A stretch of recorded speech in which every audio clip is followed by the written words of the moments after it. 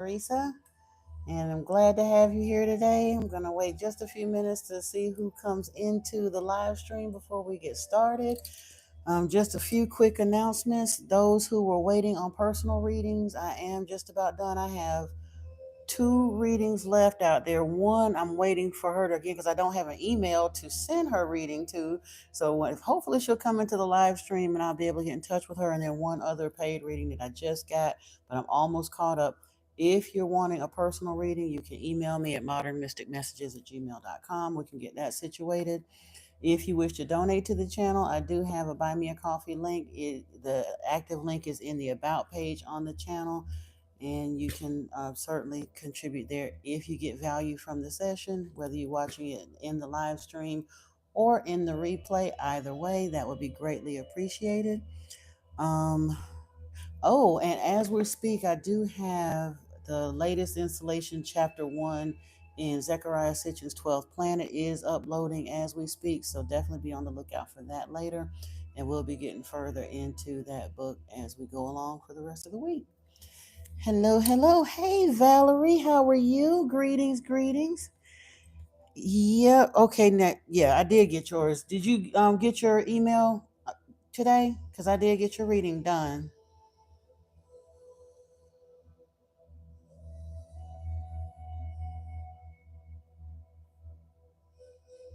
Maybe, maybe not. Okay, awesome. I just wanted to make sure because I saw several of them. I had like four or five in the little private reading section that had not been had any views on them yet. The last time I looked, so I was just making sure that I hadn't done something wrong. Okay, good. I'm glad it resonated. Good, good, good, good.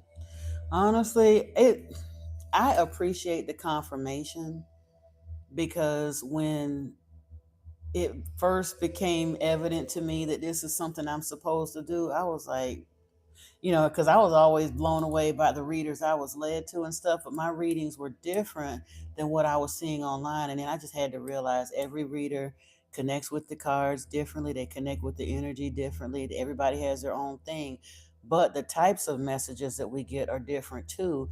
And because at first I was like, why come my messages ain't all drama filled? And but it's the collective that I'm reading for, the soul family that I'm reading for, is at a different place in their spiritual journey than some of the readers that I was bumping into with more of the karmic this and that. And like, thank goodness, because I've been through that stuff, but I don't particularly, my energy ain't set up to be reading all that drama all day, every day. Mm-mm. Hey, Teabag Hero, how are you? I'm doing good. Hey, Ace Ventura, how are you? Welcome, welcome. It's all good over here. Well, hopefully, we're going to get into. We had a good conversation yesterday. It kind of went a bunch of different places, but that's kind of what my evening spiritual discussions are about. I upload like some very specific themed information to the channel. Right now, I'm uploading this first channel in Zechariah Sitchin's 12th Planet. But when I come on the live stream, it's basically just answer questions and kind of talk to the soul family.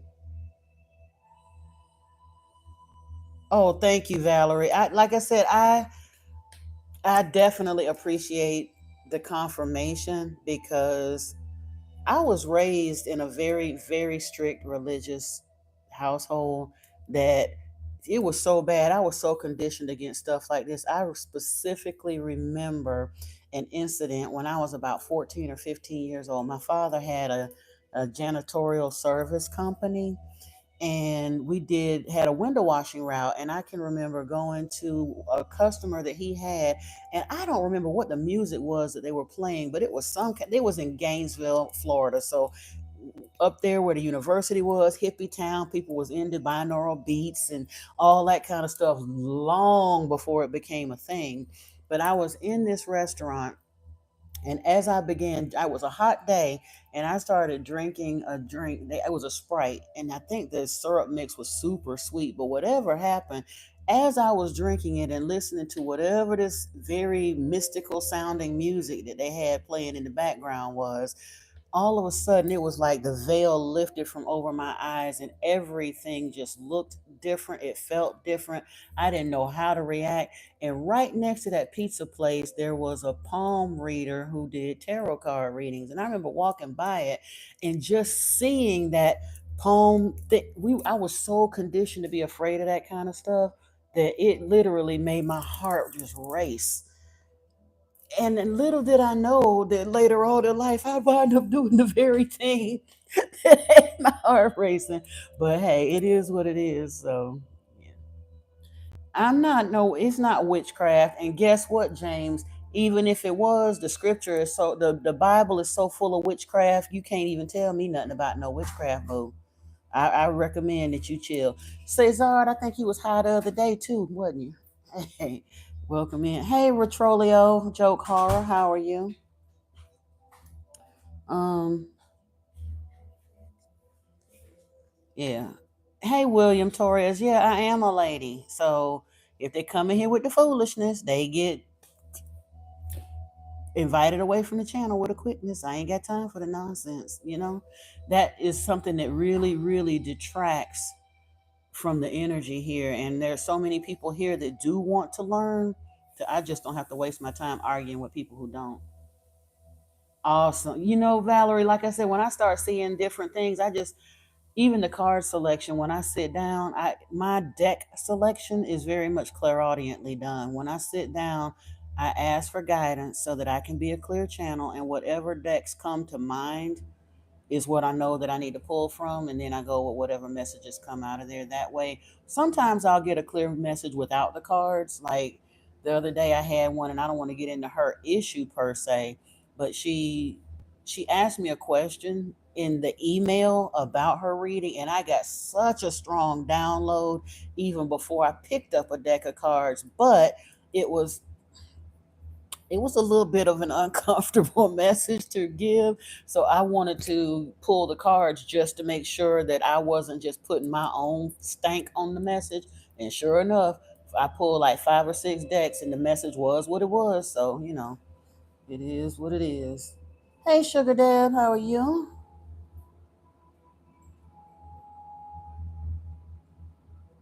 Awesome. Awesome.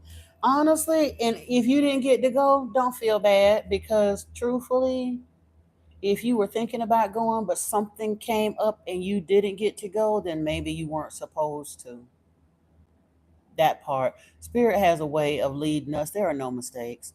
It's like I got led to a little shop one time and I've told the story on the channel, but it was the one day I had had off on a weekend day in months because that Microsoft crash thing that happened last year. I was working from home, but that day my computer was affected by the crash, so I couldn't work. I called myself going in to the office to see if tech support could help me. Come to find out they didn't work on the weekends, but as I was driving home from the office, I got a sudden download, go buy a deck of Oracle cards. And I'm like, for what? I already got over 100 decks. I had promised myself I wasn't gonna buy no more decks, but here I am looking for a metaphysical shop to go buy a deck of oracle cards. And as it turned out, when I got there, they were having a psychic fair. I met up with some really really cool people, got a cool reading, and met up with a Reiki master who was able to do my Reiki attunements and stuff.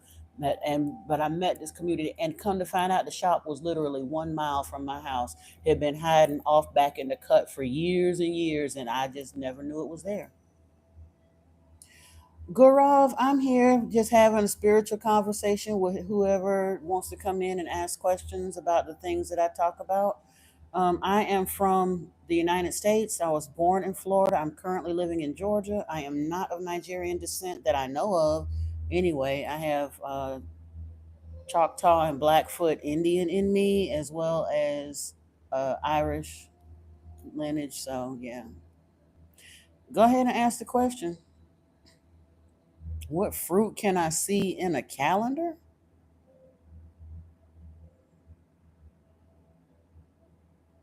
I have no idea what.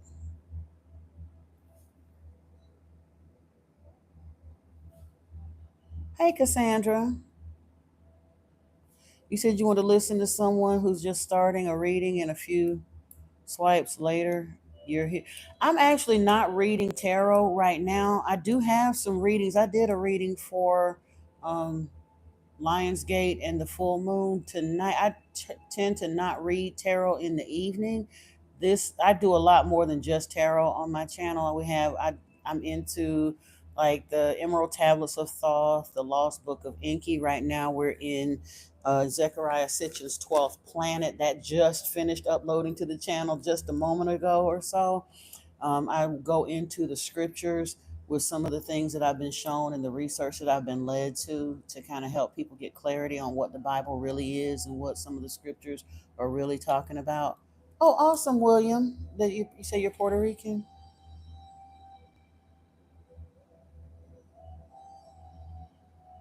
Okay, Valerie. Yeah, do that. In fact, I'll try to remember to email you my phone number, and I'll definitely send you a link to the WhatsApp group through the email so that you can.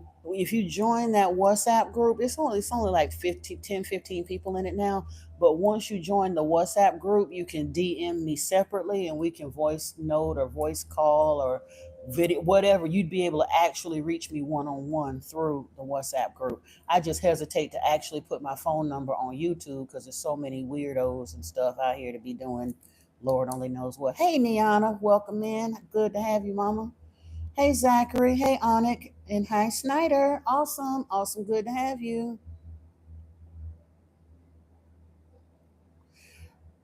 Sugar Dad, you say you're aware of what's around you.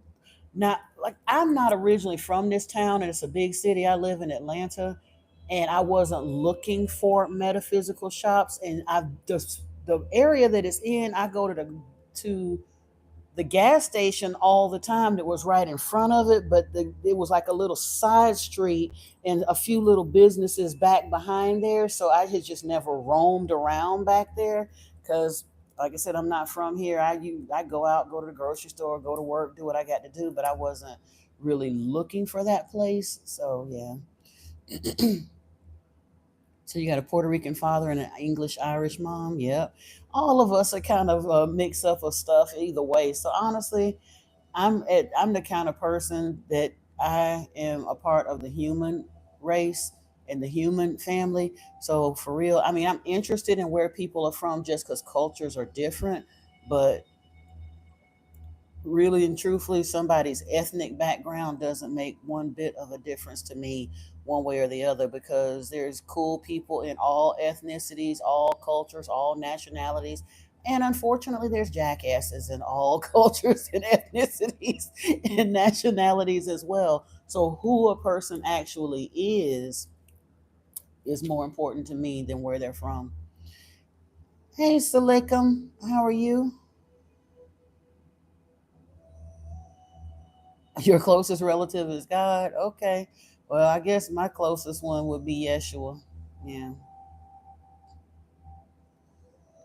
I mean, I do have children here, so it's not like I don't have nobody on this planet. I do have biological children that I gave birth to. So, but I mean, my parents are both late. My grandparents, my parents had me when my mom was 40 and my dad was 38. And I'm 57 now, so they've been gone quite a while, you know. Yeah. Um, Peppa Pep, someone could, but I don't get down like that. I would never, because I'm very well aware that anytime you start calling yourself doing spell work towards people, if it doesn't land where it's intended, or if they have spiritual protection in place, it's going to come back. It's going to ricochet back on you. I don't play with the devil like that. That's not part of my journey.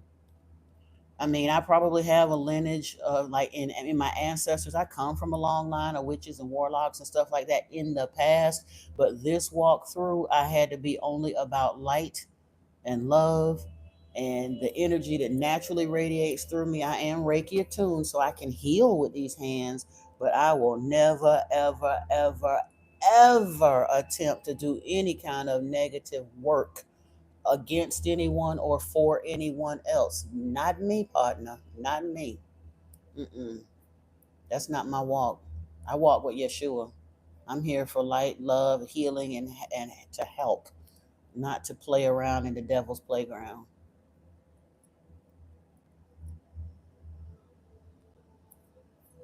Oh, Annika, I'm sorry. If you had a question, I'm sorry I didn't see it, but you're more than welcome to ask a question if you have one. Hey, Felix, how are you? Exactly, Niana. I'm about peace, not drama. Like I say, I'm here to teach and heal, not cause destruction and mayhem. There's too many people on the planet that's doing that now. We don't need no more to lend to that nonsense.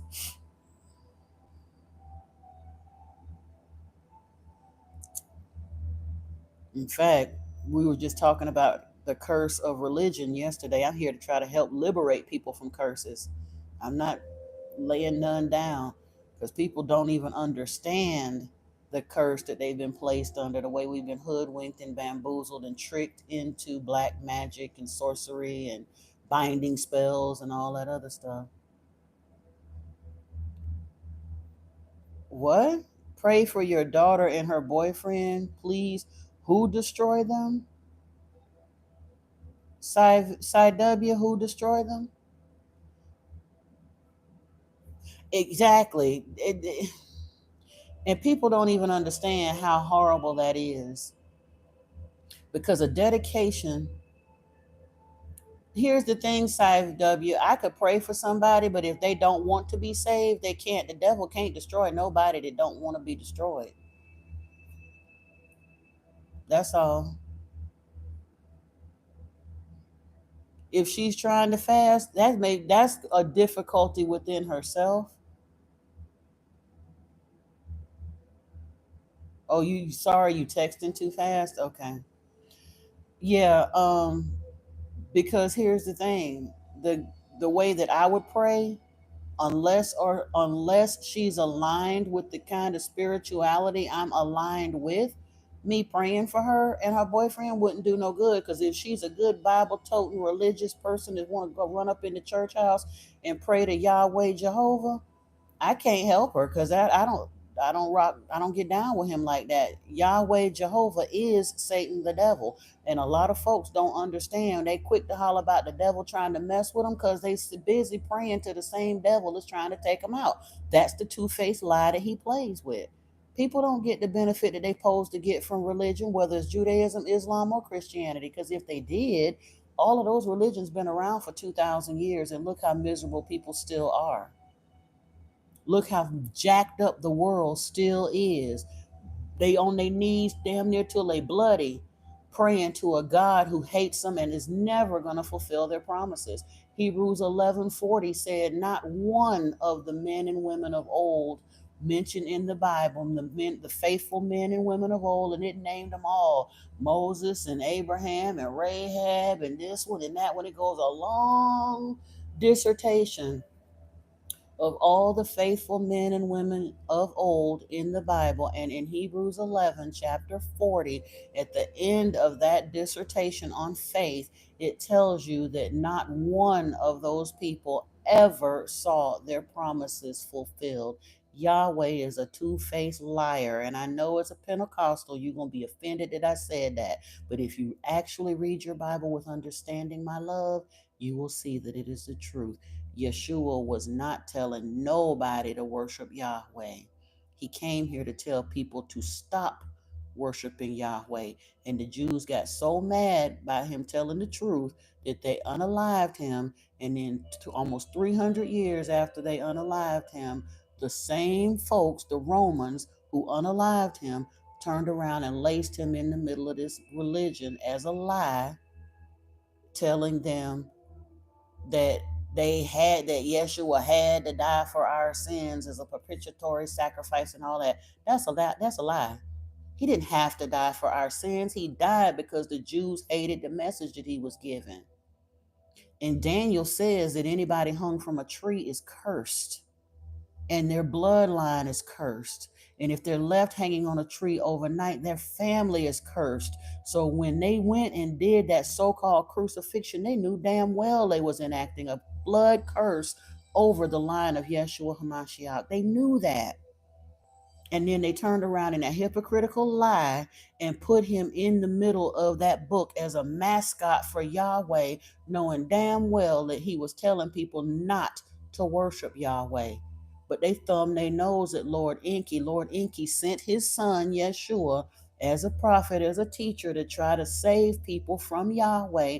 And Yahweh thumbed his nose at him and like, not only am I going to kill you, boy, I'm going to turn around and put him in the middle of a religion to make people turn around and fool them into worshiping me, thinking that they worshiping him. And I'm going to lead them lost for the next 2,000 years. And that's exactly what he did. Sorry. I know folks don't want to hear that, but if you study your real history and go in, again, I'm not making it up. You can go and look at what theologians and theosophists have come up with over the years and all of them ancient texts. Other than, and you never gonna hear this listening to only, I'm anti-Yahweh. It ain't no anti-Semitism. I don't have to. I am so sick and tired of Jews trying to cling to that. They claim anti-Semitism. I'm a black woman, so now what? Ain't no anti-Semitism. I'm anti-lies. The Jews lied. Yahweh is a lie.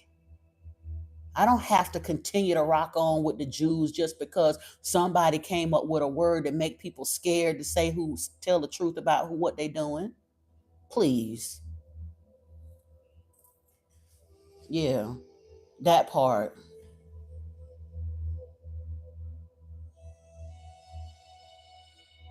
I have the audacity. I got the audacity from, I got it. My audacity was granted to me by Yeshua himself. He basically let me know that I'm going to speak his truth. It's the same exact message that he had when he was here. I ain't coming up with nothing different than what Yeshua was saying.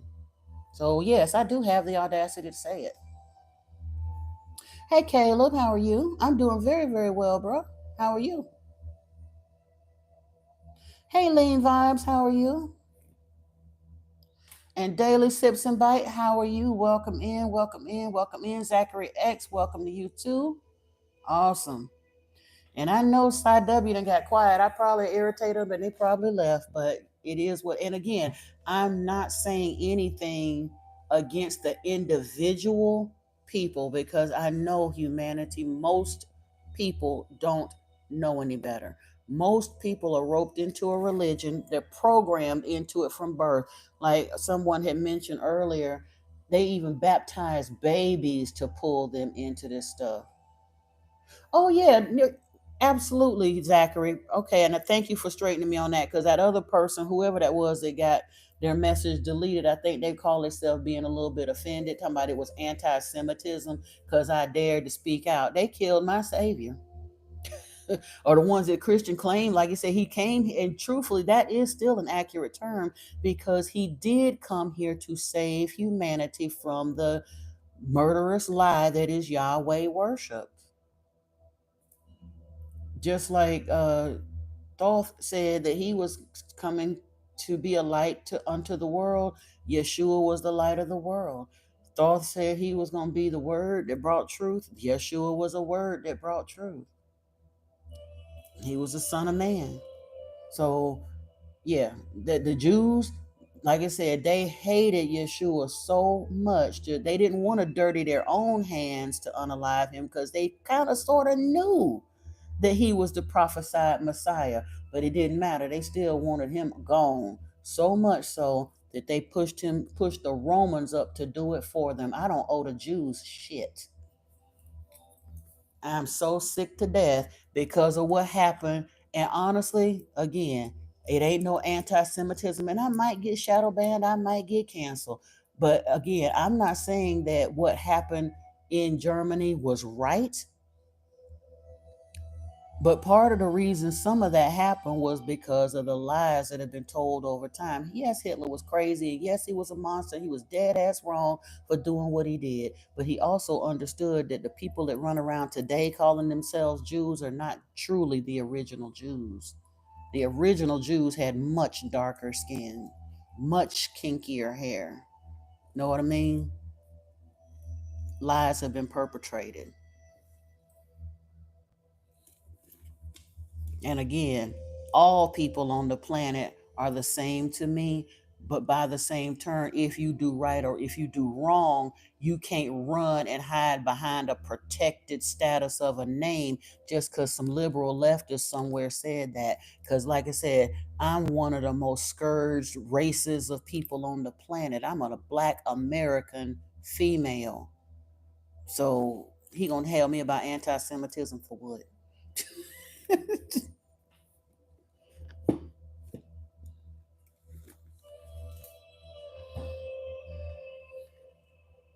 Anybody else got any questions? Let me see. Somebody said they had a question and then didn't type it.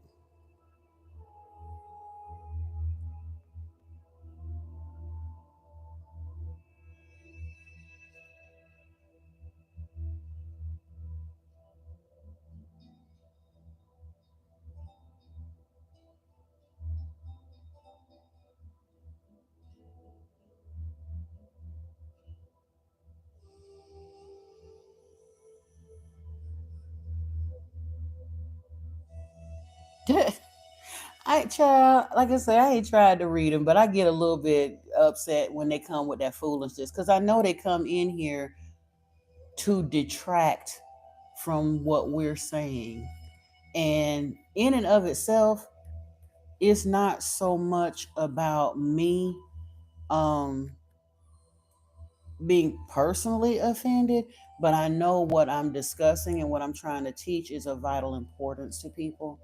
So those that want to come in and kind of detract from it, yeah, if they have a real debate based on having actually done some actual research, we can sit in here and have an actual debate. But most of the people that come in here they haven't picked up the first book to read any of this. They're only listening what they got from their elementary Sunday school lesson version of religion. They have no idea what they're talking about. And for them to try to come in and want to know everything and run the show, not so much. You said, did Inky bring Tiamat back to life? No, I don't think so.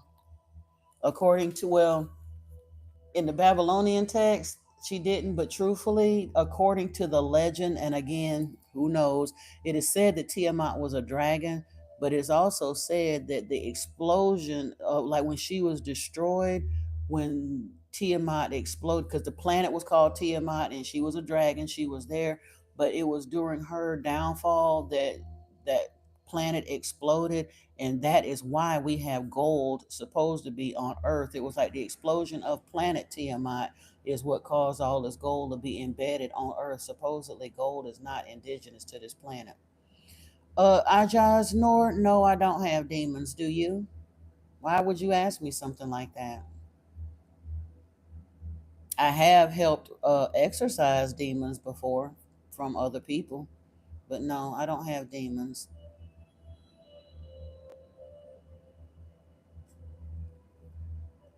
As far as I know, uh, Inky, with certain technology, they had equipment that if they caught a being like right at the point of death, that they could resuscitate and revive them most of the time. But he didn't have like magical powers to resuscitate the dead, because if that was the case, Dumuzi would have been brought back to life, and they couldn't bring Dumuzi back to life. So I don't think that he would have been able to bring Tiamat back to life, you know? And Inky never said that he was around during Tiamat's time. That was a bit of creative licensure, if you will, in the Babylonian text, because Marduk got on this self-aggrandizing thing. He was so wonderful and he created the heavens and he did this and he did that.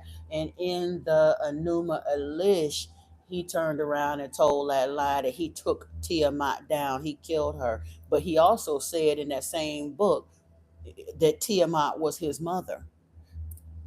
And that's not true, because Marduk was Enki's son. He was married to Damkina. He wasn't married to Tiamat. No. Well, actually, probably Ajaz. I wasn't calling myself doing a formal exorcism, but I had an encounter, and I spoke about it yesterday on the channel. I had tried to befriend somebody that I didn't realize at the time was a tarot reader that was playing with the wrong things. He was just somebody that he just decided to pick up a set of tarot cards and wanted to go do that. But he was also dabbling around in a lot of dark stuff, Ouija boards and all that other kind of stuff. And he was being spiritually attacked. And I saw it happening. I was on the phone on FaceTime with him one day, and I saw like he had a little doll or something that kept flying off the shelf and hitting the floor. And he'd get up and put it back on the shelf, and 2 or 3 minutes later, it'd fly off the shelf and hit the floor. Had doors slamming in there, and wasn't nobody in the apartment but him. Very scary. He had an ISIS rug outside of his apartment, and there was no wind present, but that he had like a winged ISIS, and it kept folding up so that you couldn't see the ISIS on the rug. So I knew he had some very real paranormal activity happening. And since I actually saw it happen, I don't know. I guess mama mode. I don't know. Because normally I would have just left that alone. But because I saw it happening in real time, I stopped and I prayed with him. I did like a Reiki session, a distance Reiki session, and did some crystal work and some healing. Told him what to do around his house, how to salt the corners, and what to do to get rid of some of the, just switch up the energy in the house. And whatever happened, he did it to himself, Ajaz, because he was one of them people that don't believe shit stink until he walking wading through it. I had told him weeks before that to get that stuff out of his house, and some of it he got out, but he was still wanting to hang on to some material that he ain't had no business having in his house. And I told him I felt like it wasn't a good idea for him to have it, but he wanted to know so much and hold on to that stuff, and he literally had demons scratching him and poking at him and all kinds of stuff. And when I told him what to do and I prayed and did what I needed to do, he said that night he slept better than he had in months. But all of the crystals on his tarot table and the crystals on around his neck, all of the crystals in his house except one necklace that I had told him to bury in salt, everything that wasn't buried in salt cracked that night. And he said that he could see that demon on the other side of his window, but it could no longer come in his house after I did what I did. I was led towards this. Probably a natural born mystic to a degree, but it wasn't opened in me until I was older because I was raised in a super religious household. I remember having recurring dreams, or what I thought were dreams, that I know now that I'm older, I realize I was still kind of tapped into the other side. I felt like I was being watched and stuff, but I couldn't see anything. But like I said, religion really had me tamped down. And then around 2007, clairaudience started kicking in. But again, I didn't know what was really happening. It was kind of a sporadic unfolding. It really, really wasn't until like 2017, 2018 that I realized I was being called on the path of the initiate. Yeah, kind of, sort of. I believe I am in the line. I am either in the line of Yeshua or truthfully within the priesthood or in the bloodline of Melchizedek. And I'm not saying that to be flippant. Years ago, I was drawn to Egypt and stuff like that, but again, I was in religion, so I didn't know any better. But I ran across this old man who was like the head of the religious organization that I was involved with, and he came to visit our congregation, and he took one look at me and said, he like sucked in his breath. He was like, there were giants in the land. Something in my appearance, he recognized me as Nephilim without me ever saying anything. And I thought he was making fun of my size at the time. I wasn't nearly this heavy, but I've always been tall for my age, always been kind of big for my age. So I was very self conscious when he said that. But years later, I realized it didn't have nothing to do with my physical size. It's something in my appearance. He recognized me as being of the Nephilim bloodline. What if I didn't want to take the gift I was having? Would there be any consequences if I didn't want it? No. I would be stuck still in religion, miserable and not having my wishes fulfilled, whatever life that gives you. You're just not going to, it is what it is. Religion teaches us that there's a punishment, reward, consequence, all that other stuff. The problem is, if you don't accept your spiritual calling when you know it's upon you, you're going to live a subpar life, but you'll continue to live your life. But here's the thing: you set yourself on this path before you ever got here. So if you refuse to accept it this go around, you're just going to come back and do it again. So you might as well accept it now and go on and work the puzzle, because that's all this is. This is Earth School. And as right now, especially with the things that are happening on the earth, with the cosmic events and the spiritual events and what's going on the earth plane and politics and all of that stuff. There's a lot of prophecies that are coming into fulfillment. There's a lot of people here right now that are old souls. We done been here many, many times before, but we could never get this far in the game. But we are here this time to work the puzzle and finish this thing up. We stood in line, waited for the privilege to come here and do this time, not just for ourselves, but for humanity. So if we choose to ignore our calling, God ain't gonna punish us, but we basically, our energy is punishing us because we know we're not living up to our calling. You said you're Muslim and you work in the Sufi order, yeah. And eventually you'll probably step away from it. If you're genuinely sincere about this work, Ashaz, you're gonna leave it. Because I was super devout into Christianity, but I had to walk away from it. When I realized that basically Islam, Christianity, and Judaism is all the same thing, worshiping the same basic God, and that he is a dragon, he is Satan the devil, I had to put it down and walk away. Now, I can't tell you to do it instantly, because turning off the worship gene is not an instant process. So, however, you can come to grips with that. And I know, especially within some Muslim communities, it literally could be putting your life on the line if you don't back away from it the right way. So, I'm not telling you to go in there raising hell and, yeah, I got rah. Mm-mm. But do understand that yeah, exactly, it's not so smooth. As a Christian, I could just decide to say to hell with it, I don't want to do this no more. And truthfully, it wasn't easy for me either. I lost my entire family, except for the children I gave birth to. I got living family still. They don't talk to me at all. I was shunned completely by the religion and my family that's still involved in the religion. So I get it, it's not that easy. Oh, thank you, Celia, Cielo. Appreciate you. Hey, Maurice. Glad to have you. Good to be here. But yeah, just stick around, subscribe, Ajaz, because that's what I'm here to try to help people with. I'm not here telling anybody that they just got to run out screaming in the middle of the night and just rip up all of their religious material and make a big scene. No. But we do have to do a careful examination so that we're very sure of what we're talking about. And once we found those things out, the time will come when you won't have a choice. Your spirit will force you to put it down. What authority am I moving on through? My authority is granted directly from Yeshua and from Lord Enki. That's the authority I move with.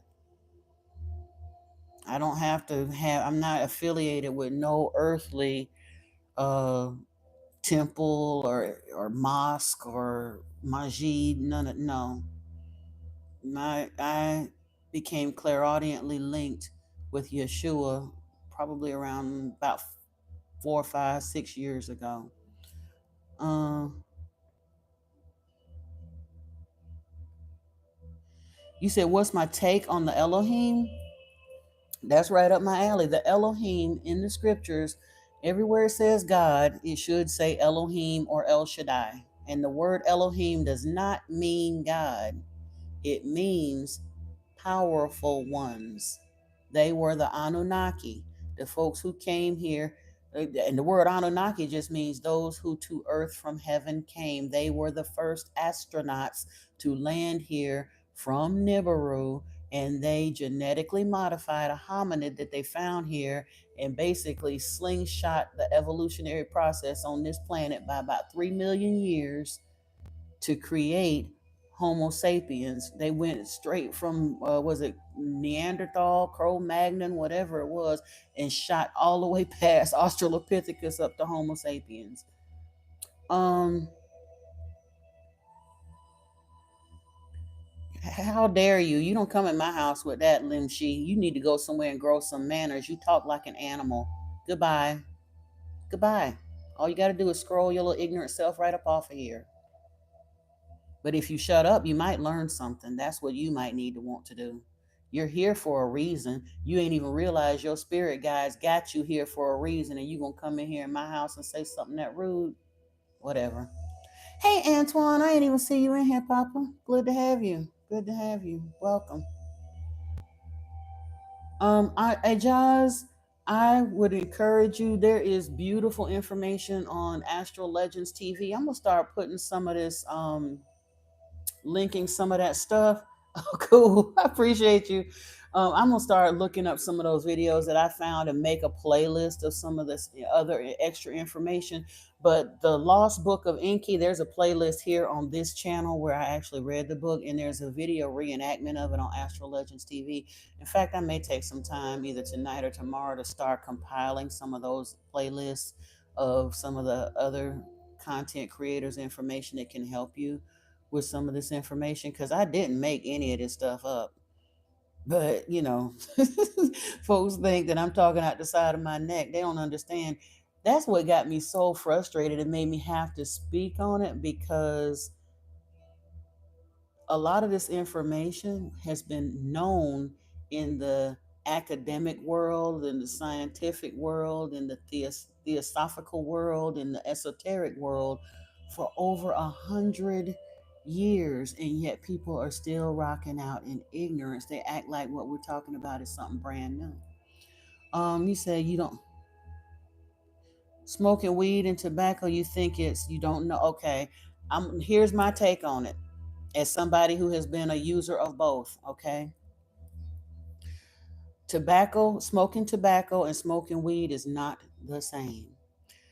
The scriptures will tell you even that there are certain scents, certain odors that are restful, quote unquote, unto the Lord. Certain odors attract demons. Cigarette smoke, tobacco, the way it is done, maybe if it was in the purest form, the way Indians did it or whatever back in the day, may be one thing. But in this day and time, whatever they've done to manufacture them with the filters and the tobacco, with the tar and all that, it's a weapon. It's not nothing that you want to mess with. Cigarette smoke attracts negative energies and entities. It just does. I was a smoker for almost 30 years, and that's one of the reasons it's so hard to quit. It truly is physically addictive. Weed is not physically addictive. For some people, it's psychologically addictive. However, and I do like to use it from time to time with for meditative purposes. I like to meditate with weed. However, I also learned over the years from using it the wrong way and then having to re-educate myself or allow the plant to teach me how to use it the right way. The vast majority of people are not using it for its intended purpose or for its best benefit. Most people are grossly overusing it. For meditative purposes, you only need very small amounts. When you sitting back just yucking it up, smoking blunt after blunt after blunt, you're so high you're completely missing the point. And you can oversaturate your cannabinoid receptors till you're not really getting the spiritual benefit of it. You just stupid high for no reason. Newports are some of the worst cigarettes on the planet. They really are. They were genuinely designed to cause harm. They were marketed specifically to Black Americans for the purpose of causing addiction and disease. They got some of the highest concentrations of all of them toxins in them. Newports are awful. Please put them down.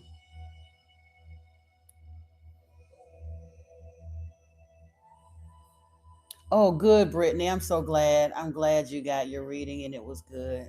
Like I say, as many times as I've gotten these confirmations now, though, and I love getting the confirmations that it's right on time, because You don't really know. I mean, I got your name and you might ask a question or you may just say you want a general reading. So I'm literally just sitting down blind. I have no idea if it's going to resonate or not. So I absolutely adore getting the confirmations back that they do resonate because I was one of those that doubted myself and my spiritual gifts for a long time, even though people was telling me how much it was resonating and I was this and all of that, and I couldn't hear it. So I adore getting the confirmations that it did really, really resonate with you. Thank you.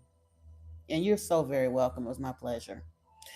Any of the other, I got one more. If Skin by Lauren is in the house anywhere, if you're being quiet, please let me know because she asked for a reading, but I still need you to message me or email me, Skin by Lauren. I don't have an email for you. So until I get an email for you, I can't really do the reading because my phone memory ain't set up to just keep a lot of backlog readings. I do them, upload them to the channel. Once I see that they're uploaded and the sound is good, I delete them because I don't have an external drive to just pile up months of readings. Yeah, I do. I haven't been going on lately. I'm going to start setting up some time to do some collective public readings on live stream, maybe earlier in the day. I want to keep the evenings for our spiritual discussions here, but I may actually start coming on earlier in the day and doing some tarot readings, maybe do like mini readings for a contribution or $10 a question or something like that.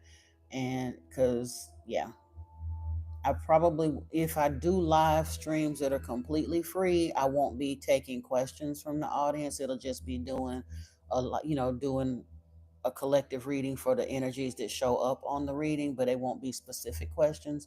But I can do a session where I do specific questions for a donation on the from either. Well, hopefully, I'll get clearance soon to have super chats and super stickers and stuff, and then other than that, until then, I have Buy Me a Coffee, that link. Trippy custodian, I'm so glad then. Honestly, that makes me feel good too when I hear those confirmations. I sat down with seriousness. I mean, I know a lot of people make a lot of different YouTube channels for a lot of different reasons. When I created this channel, I genuinely sat down and dedicated the channel to spiritual pursuits with the purpose of calling in a soul tribe, like minded people who were wanting to learn and grow together so that we could learn these things. Eventually, I know right now we don't have a whole lot of folks in the collective, but eventually, when the channel grows larger, Spirit has put in my mind and heart to do a huge project. It's going to take a lot of money, but I also understand the power of crowdfunding. Like I said, right now, our crowd is a little small for the kind of funding that I'm talking about raising. But once I put in the skin in the game to let folks know who I am and that I'm sincere and they really know that it's a platform that they can trust, I am going to I'm going to do some crowdfunding to do the work that's been put on my heart to do. Hey, Peggy, I'm doing very well, thank you. How are you doing today?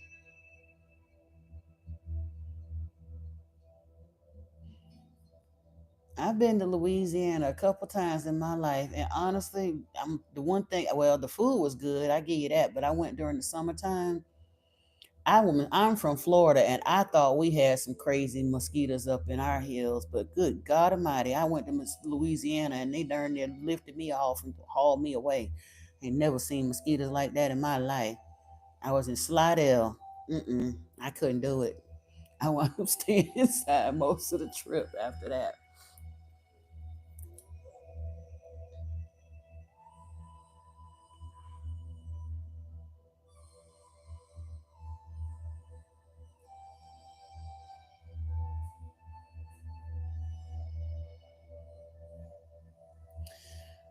Janaid, I had been in customer service for a long time. I got laid off from my job through no fault of my own. It was literally about 400 or 500 of us that lost our job at the same time. And I have not been able to secure another job since then. So this is going to become my gig, truthfully. I'm trying to find ways to expand. I will probably go into either TikTok or Rumble or Patreon, something like that, and really become more expansive as a spiritual teacher, a spiritual coach. Eventually, I will set up a website to sell some spiritual products and things that I make, as well as things that I've procured in other places. I grew up. I was living in Sarasota for before I came back to Atlanta. I lived in Sarasota for about 5 or 6 years, but I grew up in North Florida. I was born in Stark, Florida, little teeny tiny town. Oh, my condolences to you, Peggy. I'm so sorry. If you were thinking about him, though, it's a good chance that he's trying to reach out to you. He's sending you some messages. Hey, I can't speak the Russian name Kaptoy. I'm not sure what that is, but yeah. Hi and welcome in. Hey, Eric. Welcome, welcome. Glad to have you here. Beatrice Paco, you came in here yesterday with that. I'm not sure why you think that you're going to tell everybody to really read this or whatever. I'm sure you mean well, honey, but okay. So if they choose to read it, they can. That's fine. But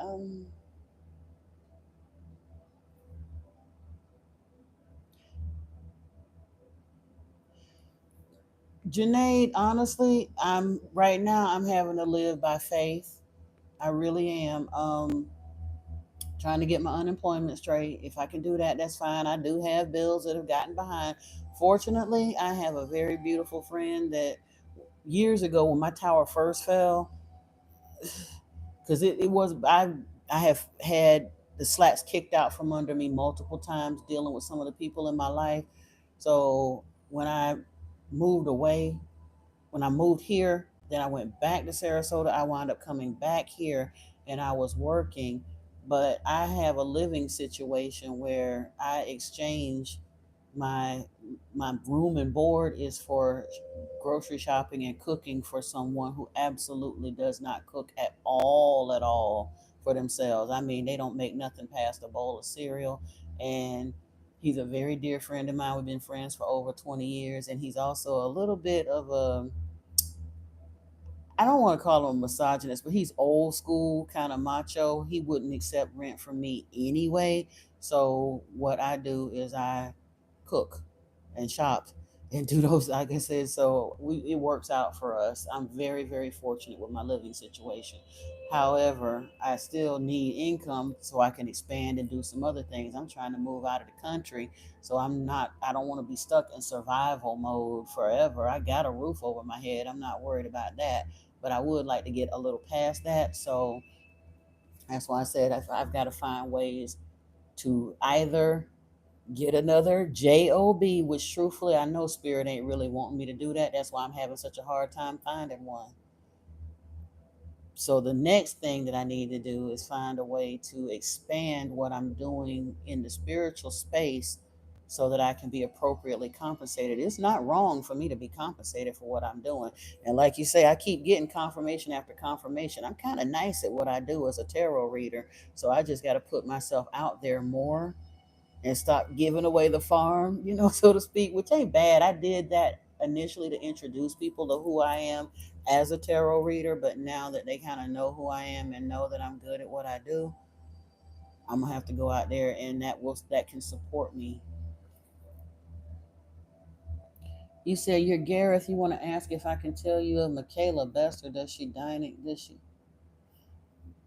I have no idea, honey, and I'm not here pulling cards. This is not a tarot session. So I'm not even going to try to tap into that energy to know one way or another. And truthfully, if you have to ask if somebody loves you still, that's your answer. If somebody genuinely loves you, they're going to find a way to let you know, honey. Okay? Sorry. Typically, we want what we want and we try to make things fit that may or may not fit. But if somebody still loves you and is for you, you will find out. You don't really have to. You say you're in North Carolina now? That's not too bad.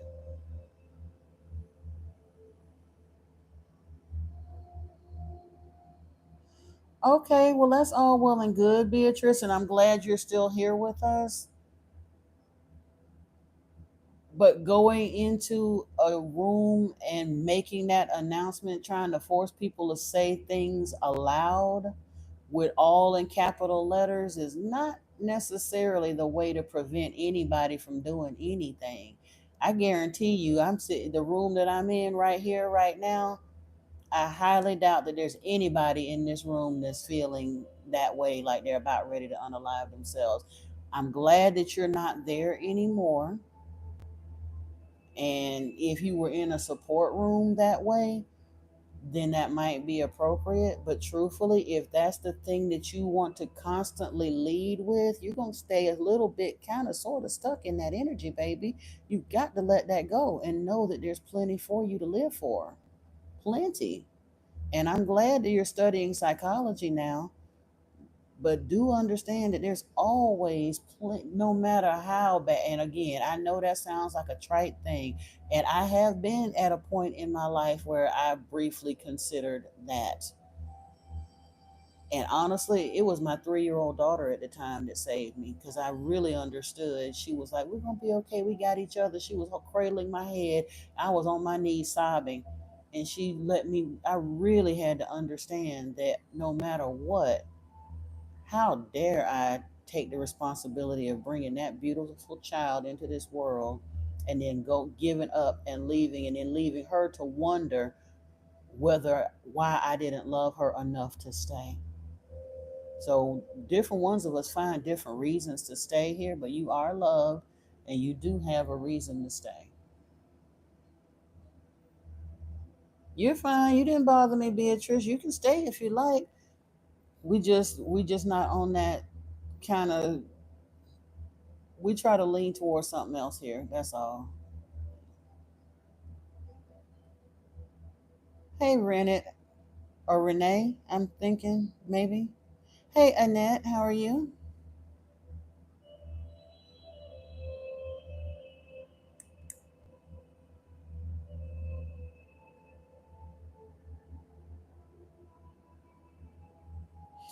And again, anybody that feels like I'm inappropriate for saying that is just, I happen to understand. Psychology will tell you to continue to stir around in your drama and your trauma, and you do have to address it to a degree. But law of attraction, as a spiritual creator, will let you know that what you focus on becomes your reality. So if you keep continuing to lean towards your limitations, they will continue to hobble you in life. Thank you, Zachary. Um, all I know is he's my dude. He's a protector. He is, I think he's a keeper of the blue flame. He's also kind of, him and his twin flame Faith are, they are kind of the protectors of twin flames, so to speak, or divine counterparts. But Michael is a pretty much a bad butt, if you want to say, in a good way, in a very good way. Like I said, you can always kind of call on him for protection. And truthfully, we talk about archangels versus the word angel simply means messenger. And now, with my newer understanding of who the Anunnaki are and who the angels and stuff are, he's on the side of light, in my opinion. He's working with Lord Enki and all them for our protection, for our expansion, for all the rest of that. But he is another of the extraplanetary beings, if you will, that's here for our betterment. You say you're hearing messages from Michael? Good. Listen to him then. Hey, Camille, how are you? Oh, awesome. Awesome, awesome. Honestly, I got to check into that too, Camille. I mean, I know I've got to the point I have enough people now to apply for it, but they said it can take over a month to get the super chats and stuff. Like I said, I do have the buy me a coffee link though, if you want to go there. Brittany, see, but hey, didn't some of that come out in your reading about being a clear channel for spirit? If I'm recalling right, I don't want to get all up in your business in here on the thing, but I think it was you, wasn't it? I can't remember, but yeah. Does he now? I didn't know that, Zachary, about him residing over the star Aldebaran. I didn't know that. He could. It could very well be.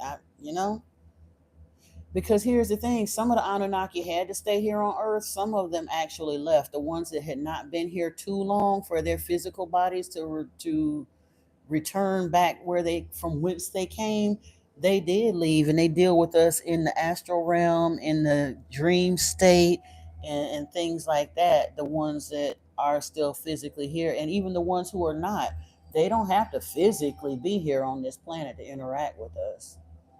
Think about it. I mean, we think of that concept and we want to think of angels, and I'm sure they are bigger than us, they're stronger than us, they're faster than us, they're all of that.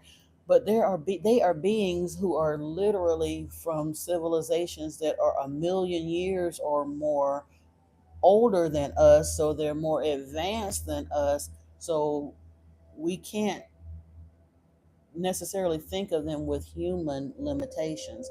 They have evolved past a point where we are. They're trying to help us get where they've been. And that's what Thoth said. He said he wasn't going to leave us because he's here to help us expand. We can't really get past Earth until our consciousness expands. Earth is the physical home of Homo sapiens. The creator of all declared it so. They put that in the scriptures. But if we want to get past this dimension, we can do so by ascending mentally. You see, oh, okay, good, good. I couldn't remember. I did like 5 or 6 readings in one day, so I couldn't remember if it was yours or not. But I thought it kind of sort of was. But yeah. And a lot of us are being called to channel, and a lot of folks are channeling Yeshua. A lot of folks are channeling Michael. A lot of folks are channeling Metatron because it's time for us to help wake these people up. They honestly don't know. That's why I don't even get mad at the ones that come in. Now, we can't tolerate the real bougie, uh, the real ignorant proselytizing, because they ain't gonna just come in here and spread lies and be all loud and wrong with it. But I'm not angry with those people because I know they mean well. They genuinely don't know. They are responding to their brainwashing, their programming. Because of them little pat phrases, you can tell too when they come in with the Christ is King and Jesus is Lord, and you got to pray for. That's what the church done told them to say. They don't even really know what that means. So you can't get mad at them. That would be getting like being angry with a child for asking questions.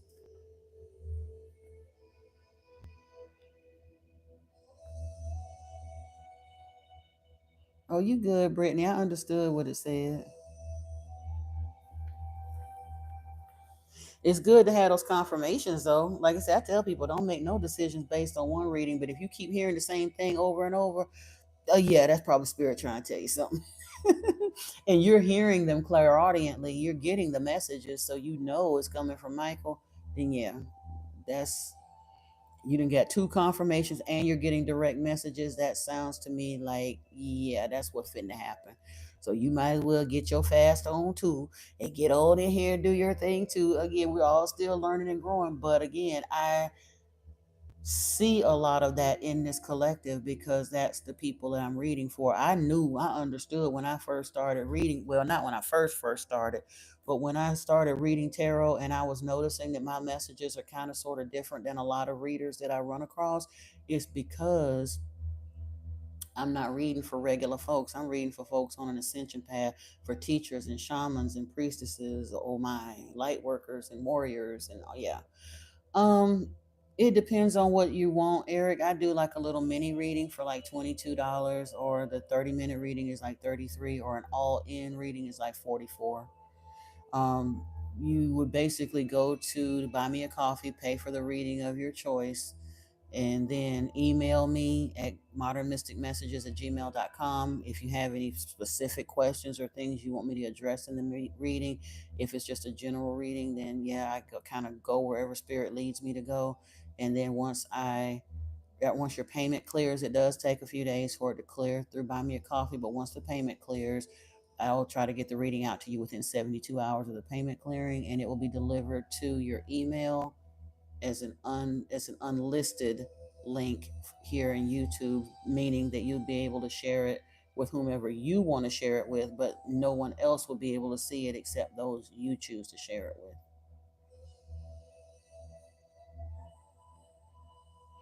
And truthfully, I understand that those are super reasonable rates. They are probably going to go up soon, but right now, while I'm just trying to get established, I wasn't trying to bust nobody in the head. So I'm just trying to, make it accessible to most people. I know everybody won't. There will still be some people that'll tell me that, hell, it'll be people out there that tell me $10 is too much, but they ain't really being serious, because some of them same people that want to give me $2 for a tarot reading or go pay Beyonce $2,000 for concert tickets so they can sit up there and be energetic hosts for demons. So it is what it is. I know that my rates are reasonable. Yeah. You're welcome, Eric. You're very, very welcome. I don't know, Deborah. Will you? I'm not, like I said, I'm not pulling cards right now, and I haven't.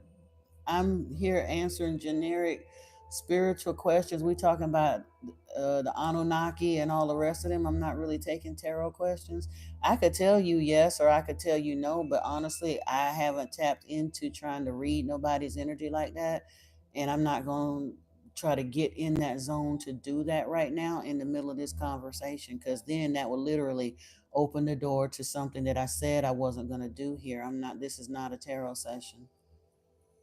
You're welcome, Deborah. If, like I said, if you do want me to look further into it for real, you can email me, and I'd be more than happy to set up a personal reading for you. Or you can catch me on a daytime session when I'm doing questions for, or like mini readings for a donation. You can certainly do that. But yeah. Hey, Tristan, how are you? Good to see you in here, my love. I'd like to say off the cuff, though, you probably are, though, Deborah. And if you really, really want to heal your energy for real, especially on the relationship thing, I can't tell you when the money coming, because hell, I wish I knew when my money was coming. But but on the relationship tip, if you're working on yourself and bringing your, getting your energy under control, or doing the work on self, so to speak, and you're manifesting love, and that's what you set an intention for, then yeah, it'll be on its way to you. All you got to do is do your healing work. When you heal sufficiently, it'll come in. You ain't but so late, mama. You ain't missed too much. How you doing? I hope you having a beautiful day. Welcome, welcome, Miss Unique. You're welcome, Deborah. You really are. And I do hope you, like I said, I hope that they are all that in a bag of chips and smell good too.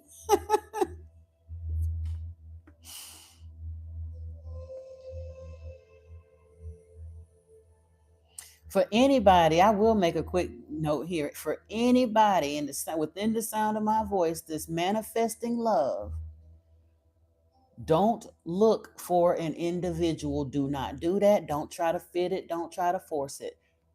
Focus on your healing and think about or manifest the feeling of what love is. Think about the kind of person you want. Don't try to make it be an individual. Just think about the attributes, the kind. And I ain't talking, when I say attributes, not 6'5", blue eyed. No, I ain't talking about that. Just the kind of individual, personality wise. And take it to your spirit team and your ancestors. Keep doing the work on you. Keep doing your healing work. Keep doing your ascending work. Keep working on unconditional love and forgiveness and all of those good things. Focus on becoming the kind of person that would be attractive to the kind of person that you want to bring in, and then release it to your spirit guides and your ancestors, because they can shop so much better than you can. they'll bring you something. There's everything that you thought you wanted and some more stuff you ain't even think to ask for, but are so grateful that you have. Oh, thank you, Saba and Ashraf. Thank you. Cisco, I don't know what you talking about, but guess what? Why would you say that? Is it because I'm, you know what? You are so ignorant. If you had two brain cells, they would still be lost, rattling around in your head like a BB in a boxcar.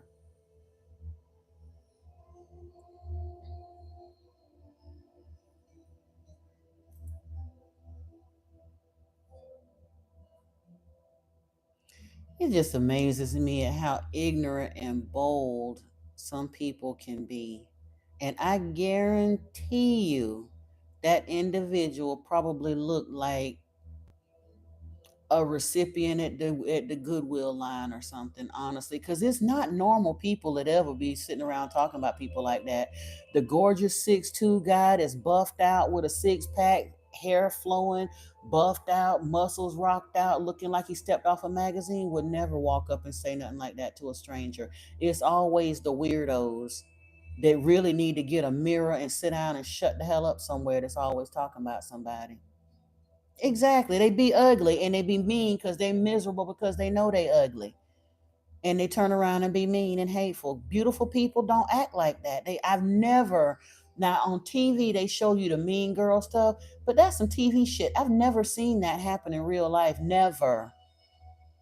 It be the ugly, jacked up, cross-eyed, looking crazy that think they look good, talking about other people. And I'm like, dude, have you seen a mirror in the last 4 5 years? Cause yeah, I know I'm fat, but guess what? I wear this good considering, you know what I'm saying? Now I do need to lose it for my health sake, but you think I don't know that? You think coming in here insulting me is gonna mean something? Cause there's plenty of folks that'll still have me fat and all. What about you? You got, you so jacked up in life, you can't find nothing to do but go and attack strangers.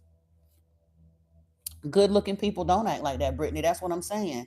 I know for a fact that he's somewhere looking like 12 shades of wrong because good looking people don't do that to other people. They usually trying to find some way to lift other people up. Usually, especially super good looking people are usually pretty shy and quiet because they truthfully get bounced around in life too just for looking so good. So they're usually not that hateful to people.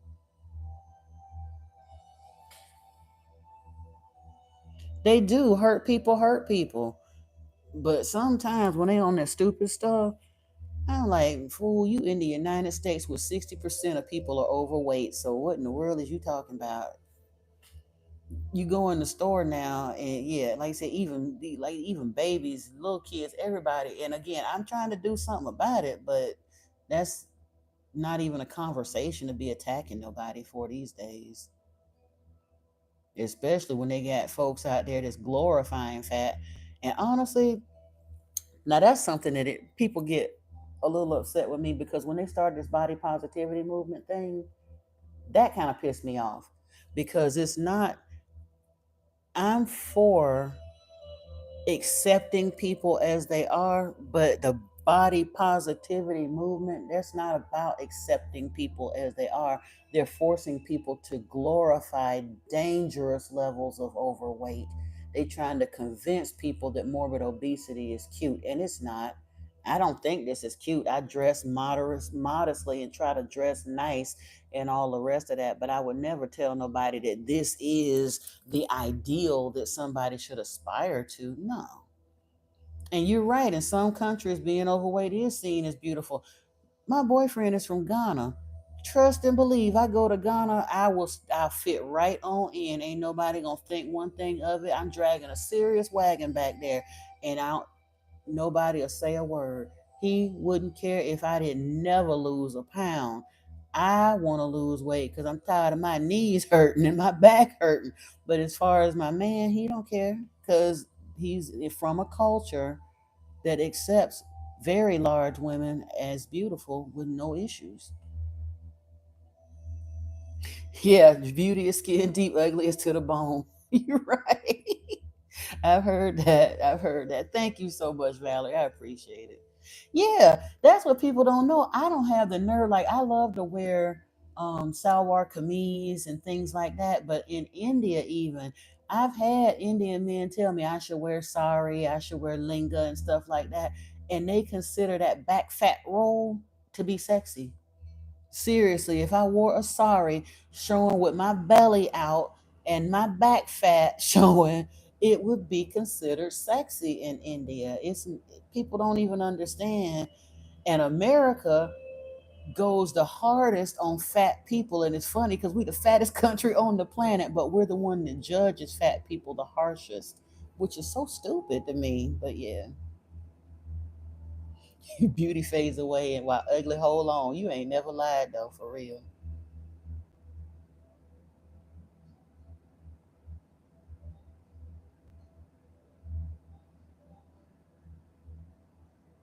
It is backwards. And truthfully, you would think, well, oh, hey, designer Dixie, how are you?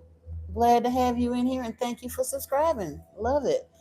Um, but yeah, you would think, and I get the body positivity movement was basically just to continue to be able to sell obese women more and more expensive clothes. Because for a while, when I was a kid and my weight first started getting kind of up there, it was hard for fat people to find decent looking clothes. Everything looked like them big old moo with flowers on them and just ugly. Now they're so conditioned, adapted to it that it's like I say they want to glorify it and keep selling people food and the couch covers they need to cover their wide behinds when they steadily eating all this poison food. Because most of the people that are overweight, yeah, we are very sedentary country, and that has a lot to do with it too. But a lot of that fat that you see accumulating on Americans is because of poisoning from the chemicals and stuff in our food. Our bodies are not sensitive. Our bodies have become too sensitive to it. We can't take it. Think about the way food used to be prepared, like in the 50s and 60s and stuff. There wasn't that much obesity, but then we start getting things like these hydrogenated seed oils and uh, high fructose corn syrup and all these different artificial colors and artificial this and enriched everything where they done bleached the hell out of everything and then pump some artificial vitamins back in it so that it can stay shelf stable for months and months and months. Our bodies do not tolerate that very well. My daily routine is not good at all at this point in time. And again, right now I am trying to fast my way down to get because it has gotten to a point of insulin resistance.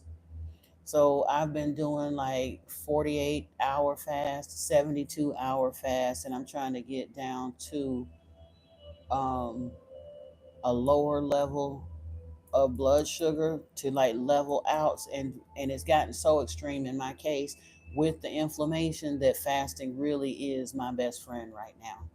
So on the days that I can get by with nothing, that's what it is. And the days when I really feel a need to eat, I make one meal a day, not an eating window, literally one meal, what I can fit in one regular soup bowl. That's it. That's kind of my routine at this point. Oh Lord, he gonna come with the food again, get us hungry. You got rutabaga and onion in a Dutch oven with rosemary, garlic, salt. Mmm. Honestly though, I have childhood triggers about rutabagas. I have, you know what though, I haven't had them in so long. I might actually try them again once upon a time, but I really didn't like them at all growing up. Whoa. And it was because of like kind of an overload thing that my mom did. But yeah, Naveed, yeah, it isn't bad, and I have lost some weight that way, but I have to really get serious with myself because my inflammatory markers have gotten so out of control that if I go much past that, I won't lose weight, and if I continue to I can't even eat every day now because if I do that too many days in a row, I'll still start swelling again and start gaining weight. Um, I have some herbal teas in there, but to be honest, especially since I don't do a lot of hot teas and stuff anyway. I've got some of the clear like proteins, collagen drinks, and like protein powders and drink powders and things in there. I've got some tea bags and some protein powder that isn't clear. What I can do like a smoothie made with almond milk and the protein powder, things like that. Yeah, because I'm just I'm telling you, Brittany, I for a long time I could kind of sort of get away with it, and then if I started noticing my ankle swelling a little bit, I'd be good for 1 or 2 days, and then I'd get back on, they'd go down, but now it's like that inflammation is like harder to get rid of, so I just really want to go ahead on and I really truly believe it's part of our evolution as well, because I've noticed it's rapidly changed for me within the past 4 or 5 years. I never had this kind of an issue. Even when I was heavy, I never had an issue with the swelling the way I do now. My legs, left to my own devices, if I just go out there and please don't let me have gluten and all that stuff, my legs will swell up so tight till they feel like the skin about to pop on them. It's ridiculous. Ankle wear, can't even see no, and it's such a violent reaction for such. You would think that's what I ate in one day. How in the world could that make me swell that bad? But I think it's a cumulative poisoning, and my body has just finally reached a point where it was like, you gonna have to get this out your system, and the only way I can get it out my system is through longer term, like say cycles of longer term fasting. The I got myself used to that intermittent fasting stuff. I did, and I lost like 80 pounds through intermittent fasting. And then got a little lazy and got a sedentary desk job, working from home, whatever. And then it started piling back on because the intermittent fasting wasn't working anymore. I hit the wall with that. So it's taking less and less calorically from my body to maintain. So what used to cause me to drop weight is now causing me to gain weight. You say you started Zepbound. I'm not even sure what Zepbound is. I don't really, and again, I ain't telling nobody not to take medications or whatnot. I haven't taken any kind of medications. I'll do herbs and stuff, but I haven't actually taken any kind of medication in years. So the universe brings you back to the irony of the fact that you drink an anti-inflammatory blender drink and something in it has your face on fire and tingling. Yeah, we're becoming more and more sensitive to those kinds of things. I actually do have I forgot I have some kind of a foot bath for I think it's bee venom and several other herbs in it. But yeah, I do have a herbal bath that I just don't do often enough. And I oddly enough, well, I got the mugwort to do the like the smoke whatever for the joints. I don't have it in the herbal bath. I actually have like the mugwort that you light on fire inside the little containers and do that.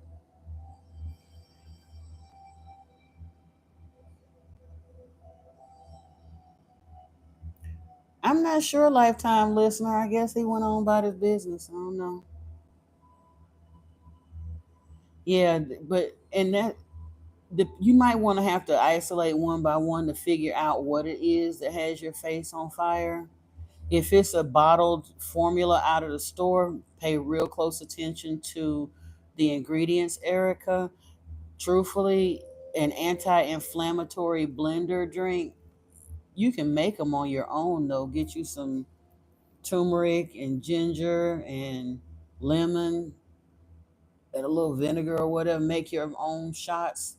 So, because obviously, like I said, if it's something in there that's got you tingling and red, you might have to let that go because that don't sound like it's something you need. Thank you. I couldn't think of the term. Yeah, moxibustion. I'm having such a brain. I'm trying to read and can't think, but yeah, I don't use it as often as I should. But that's what I have instead of the foot bath. But I do have a foot bath in some of the packets, so I may start doing that as well. Yeah, Camille, and I may do that as well. I do love watermelon. I was trying to make sure I get my blood sugar down because I do want to actually get into ketosis.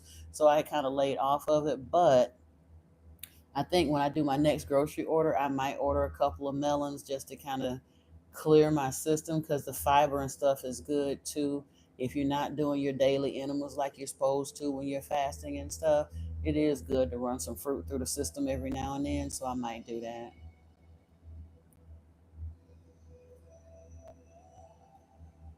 Oh, wow. Hey, King David, how are you? I don't know what's in the drink that's got y'all faces on fire. Ugh. And honestly, Camille, that's why I say I was playing around with fasting. I experiment with a lot of herbs. I take a lot of herbs, but I don't take them regularly because I just don't like taking pills. But I got a bunch of them in there, enough to get through a fast for sure. Um, Marco Bala, whatever, don't come in here with that. You repent. I believe in Yeshua, but the gospel of Jesus Christ, no, I don't, because that's a lie.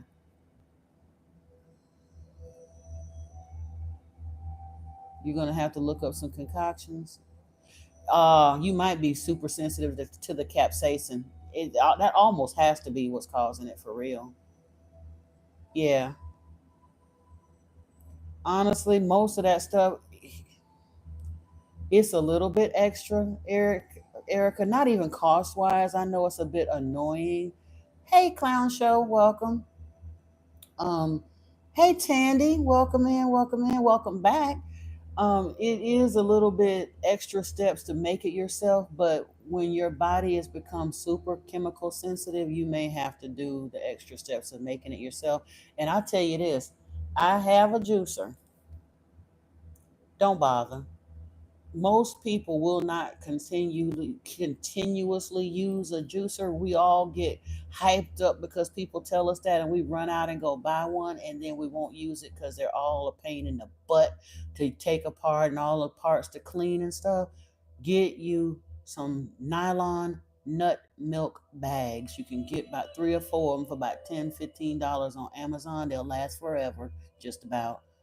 But you can get use your, if you got a Bullet or a Ninja or anything like that, you can blend that stuff up with a little bit of water in it in a Ninja, and then pour it into a nut milk bag and strain it out, and then turn the bag inside out over the garbage can, rinse it over the garbage, rinse it in the sink with a little bit of Dawn in it, scrub it like you washing your hands with the bag in between, and you'll have all of your mess done and cleaned up in less than a minute, and you can make your own stuff.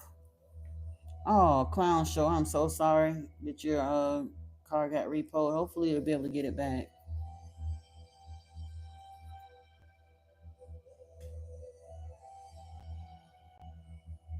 Oh, you getting ready to go to jail? Yeah, you ain't in here. I thought you was on some serious stuff. You getting ready to go to jail? Talking about going and stealing it back from the. I ain't gotta watch you. We'll hear about it on the news, or somebody will have it up here on YouTube. You getting ready to make a clown of yourself? But okay.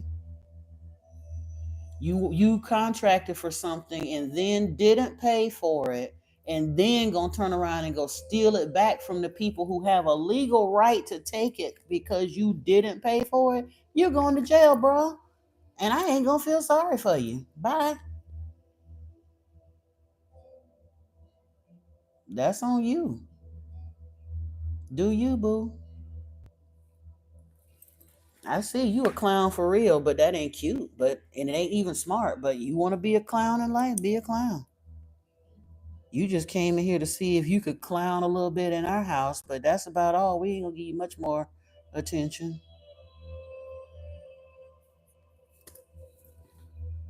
Exactly, Antoine. People be stuck on stupid. Hey, drive by Amanda, how are you? Thank you for driving by here.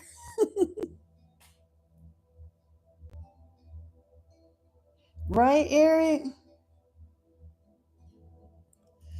Child. Hey, Lady Lydia.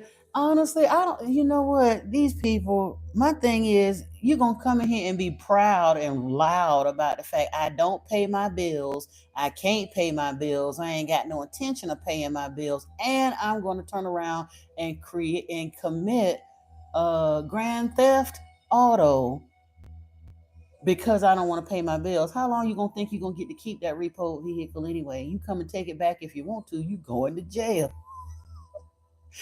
Just Jane, I'm doing great. How are you, my love? I hope you are as well. It is crazy. That's why I say I don't, he come in here. I thought he was on some real stuff talking about his car got repoed. Okay. Well, good luck with that. Good. I'm glad to hear it, Jane. Glad to hear it. Child, we just had the little, like I said, some little baby trolls in here. But that, honestly, if that's all they got, I ain't mad because that's just our little comic relief for the day. I hope somebody record this fool so I can see it in the short reels. Exactly, Eric. He ain't going nowhere, nowhere but jail.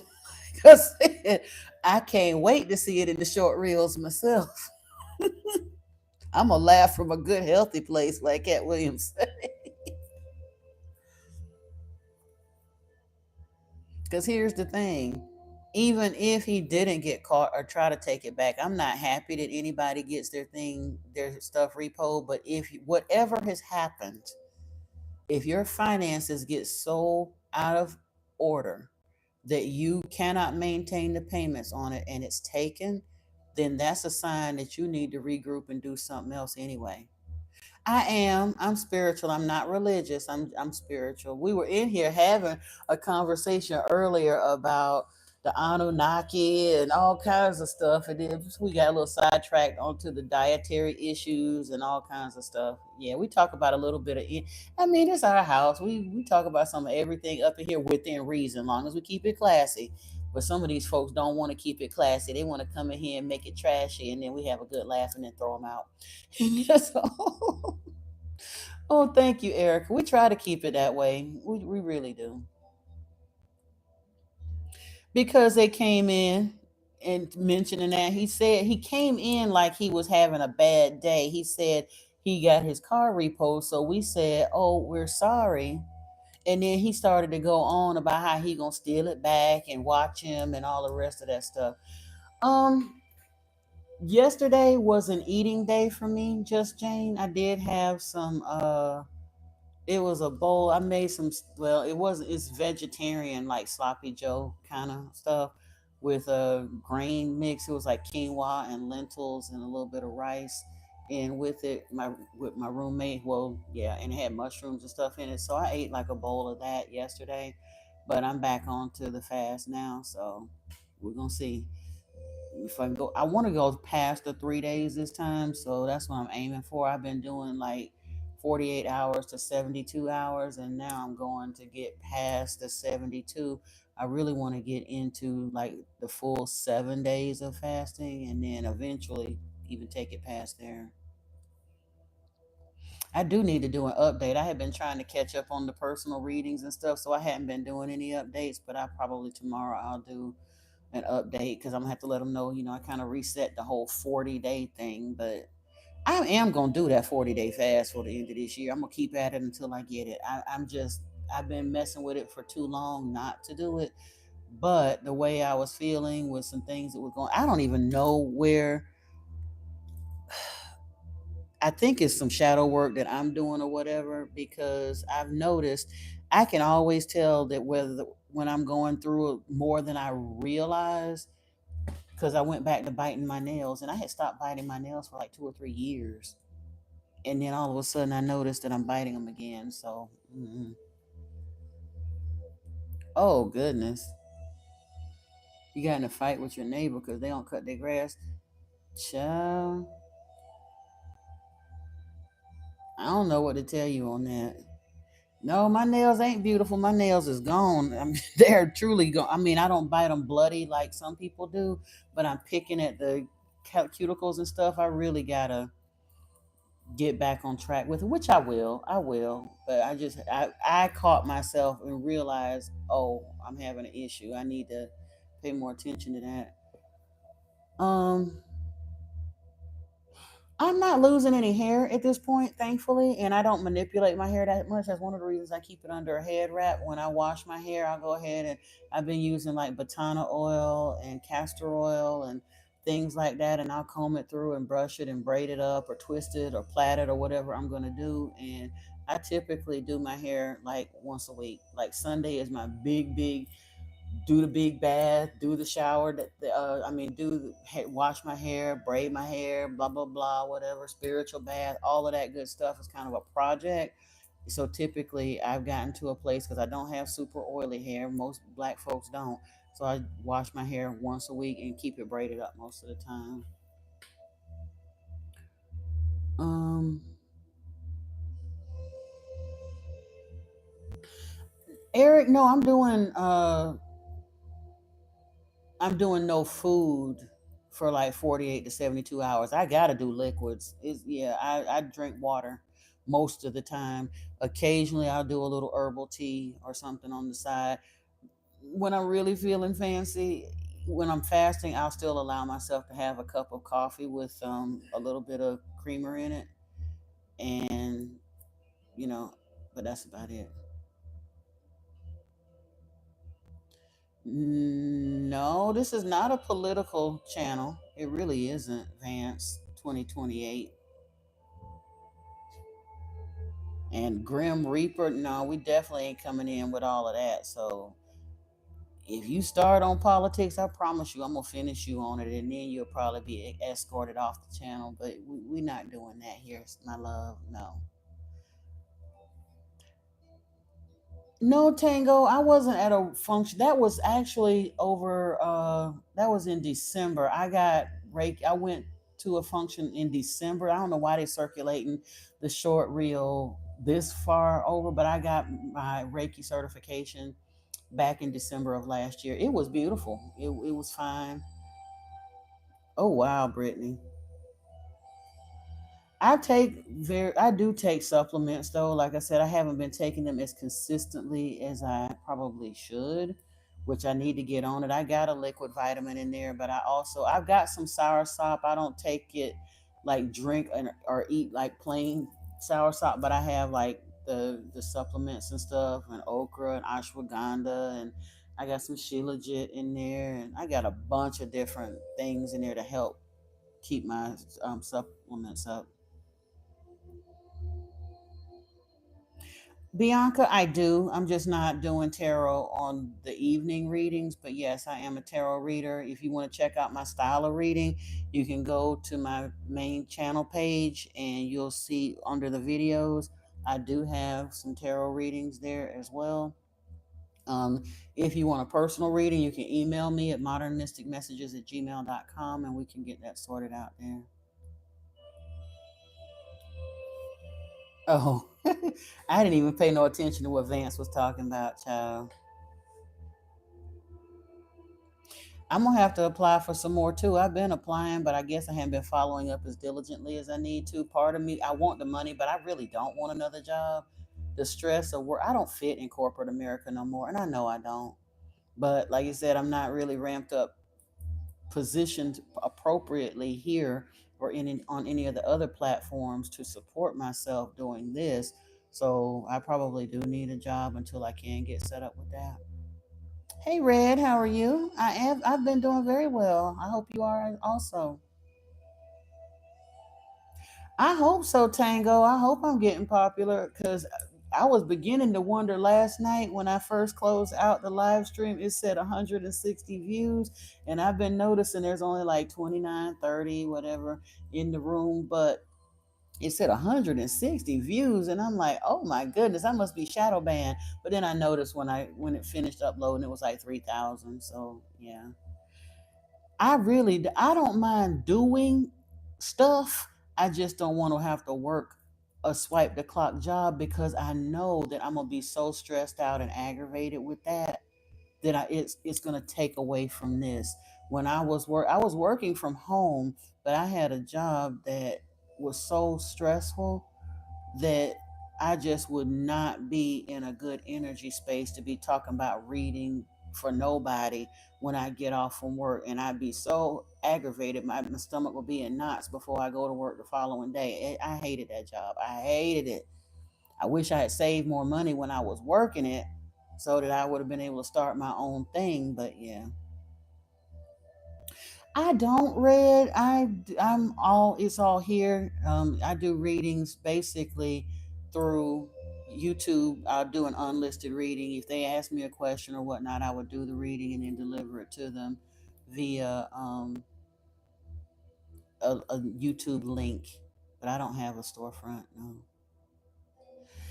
Niana, right now, I'm not even sure that we got the channel up to about 2,900. We should probably hit 3,000 sometime this week, maybe next. But they're not people that are actively interacting with the content on a regular basis. When I upload content, I'm still getting 50, 60, 70 views per video. So in time, maybe they'll engage more with the content. I don't know. All I can do is keep doing what I'm doing and hope that whoever needs to hear it will hear it, you know? No. The only you say you're gonna go pop you a smoke. Ooh, have a good day, Amanda. I wish I was too. Red, I'm not though. I don't. The only dead that I communicate with is my people. I deliberately have not opened myself up to that. People ask me, "Am I a medium?" Not in that aspect. No, I communicate with my spirit team, but I have the choice as to whether or not I want to open myself to that level of mediumship, and I do not want to. It's enough for me. I'm in communication with Yeshua and Inky, and like I said, my ancestors and my loved ones that have transitioned communicate with me from time to time, especially through the dream state and meditation, all of that. But I didn't want to just open myself to random energies to be out and going to the grocery store and got somebody's dead relatives wanting to itch to give me no, no. It's those that choose to do that, bless them. I'm not that generous with my energy. Stephen, yeah, I'm doing well. All is well with me. Like I said, my loved ones usually show up with animals behaving not quite animal like, or they'll show up as like I'll see here song synchronicities. They appear a lot in my dreams, or if I'm in meditation, all of a sudden I may be completely zoned out or not even particularly thinking about anything, and then all of a sudden they're right there, like first and foremost in my mind very strongly, and I get it. I see, like, or feel or experience an aspect of their life from a vantage point that I hadn't had an opportunity to really see it before, and that's when I know that they're genuinely communicating with me. I don't see apparitions or anything like that. It's all kind of clairaudiently or clairvoyantly that I would experience them.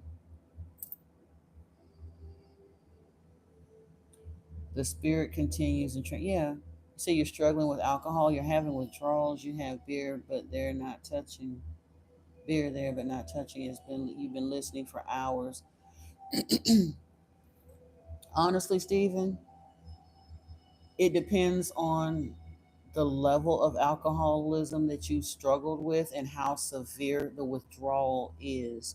I can't tell anybody to hardcore it on alcohol because I do realize that depending on the level of alcoholism that you have been going through and the length of time, sometimes alcohol withdrawal can be very detrimental and even fatal if people just attempt to just tough it out. So, oh, just a year, okay.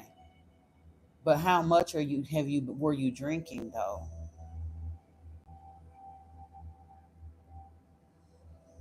Honestly, I would advise you to call an alcohol hotline because they would be better equipped to give you sound medical advice as well as the psychological support, and maybe point you to a support group that can help you with alcoholism because you definitely need a support group.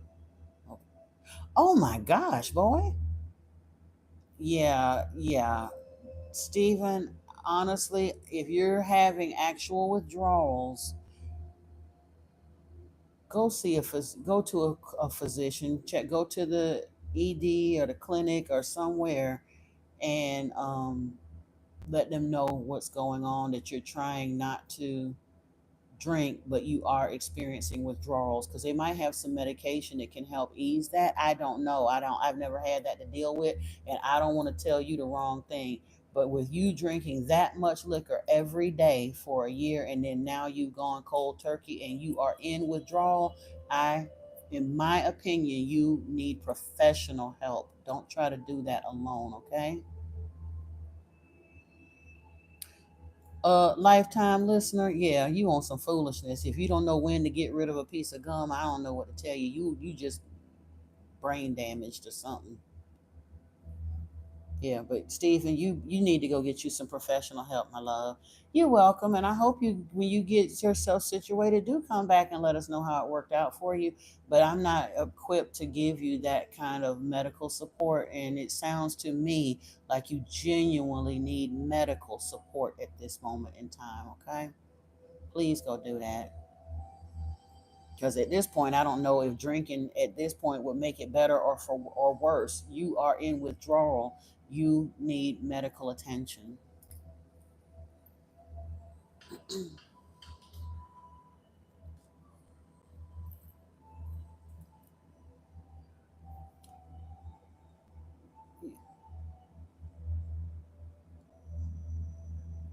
You said it's interesting to hear, Red. Hey, Rodney Campbell, how are you? Um, I mean, I like I said, some folks do different folks. Different people have different spiritual paths, and different gifts open up to them. I was raised in a very, very strict religious household. I was taught to be afraid of everything we couldn't see. They demonized everything that was non-physical. So I was never one that just wanted to be talking to spirits anyway. Now, I do realize that some of what we thought was spirits are actual beings, non corporeal beings that can help us. So I'm cool with that. That doesn't frighten me. In fact, truthfully, I would love to see my angelic guide and my spirit team. I'm ready for that. I just haven't been able to at this point. I figured that they'll allow me to see them when they want me to. But I was so afraid of it till I know they wasn't gonna give me the assignment around to talk to random dead people. Nope, nope, nope, nope, nope. Not me. Because like you said, you don't know whether somebody that's truly on the other side, or unfortunately, I don't even think that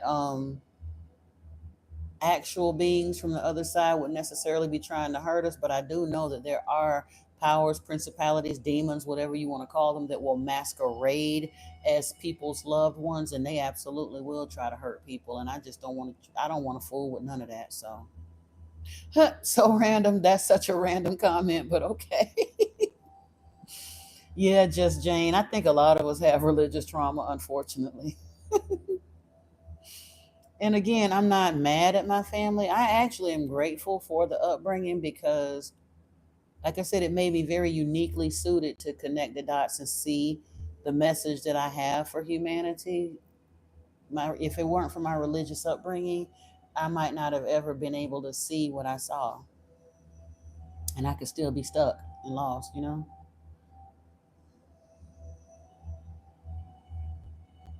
I'm not sure about the Warrens, but stuff like Amityville Horror and the Enfield Poltergeist, that's some demonic nonsense. I mean, I ain't gonna call it nonsense because it does happen to people, but that's what people don't understand. Here's the thing, and this goes back to my primary message, and people don't want to understand it, but the energy or entities that are considered demons is the flip side of, it's still part of the Yahwistic group of beings. Say what now? You said a necromancer. What would you think that means in a spiritual context? A shadowy label? I don't think I would wear that if you don't want to. I mean, if you want to communicate with the dead, that's fine, but you don't have to. I have an opinion about that speaking in tongues stuff and talking about casting demons in and out of you. She was playing with demons. She wasn't casting shit nowhere. That speaking in tongues is some demonic babbling claptrap, honestly, in my opinion, Just Jane.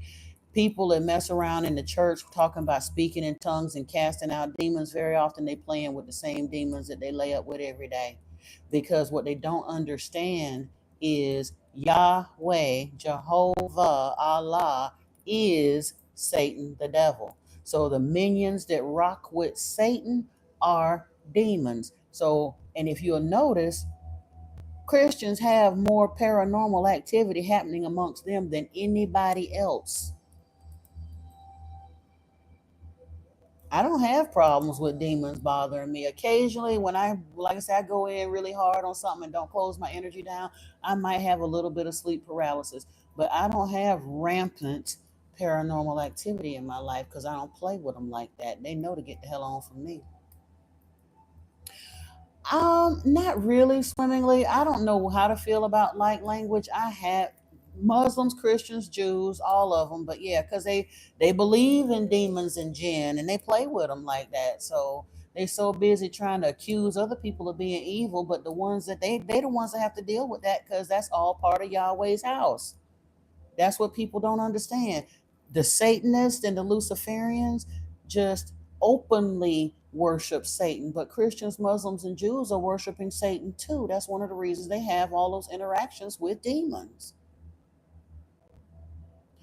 No, I don't think Yahweh and Allah is one and the same, but they're very, very similar of the same house.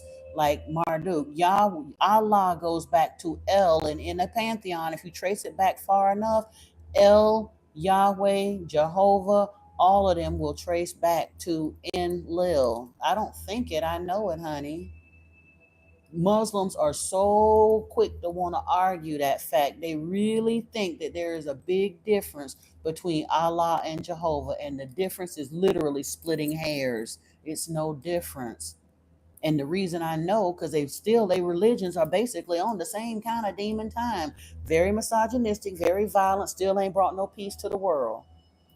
If Yahweh was right, and Jehovah was right, why is there not peace in the world? If Allah was right, why is there no peace even amongst Muslims, even amongst Jews, even amongst Christians? They can't even get along with themselves. And 75% of the planet worships that deity in one of those iterations or the other, and they still have no peace on this planet. The longer people worship the Abrahamic religions, the raggedier this world gets, but they still want to say it's the truth.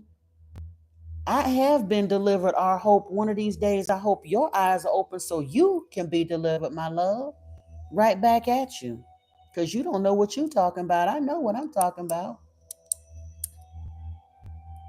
You heard what I said, and if you don't have a problem, if you don't like it, two sides crazy kennel, you can leave.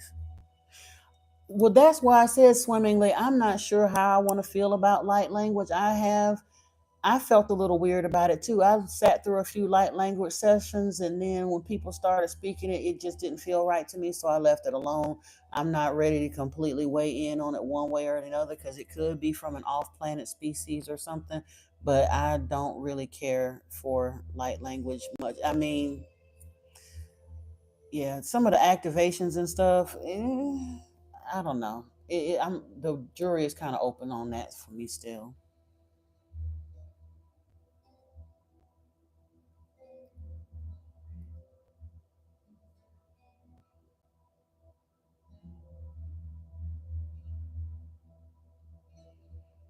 Jackie girl, again, I absolutely, the God of this system, Yahweh. Oh, I absolutely want to undo his work because Yeshua was wanting to undo his work.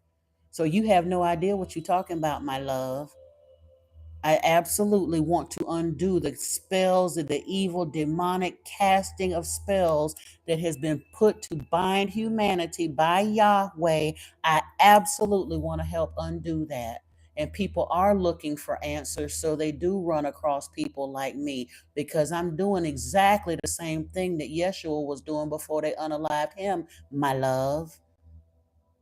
Go do your homework before you come up in here spouting nonsense. God's work done had this planet in absolute turmoil and upheaval for 2,500 years. And that's not a lie. That's not even open for discussion. Muslim Jews came along in 500 BC. Christian religion came along in 295 AD.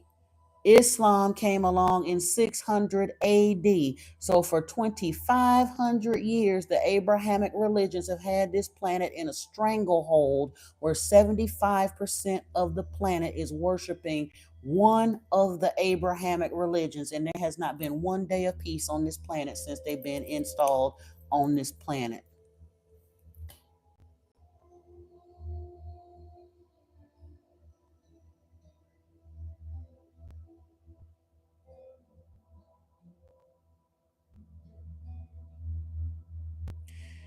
You said that the more awakened you are, the more darkness you experience. You've had revelations and attacks after long fasting.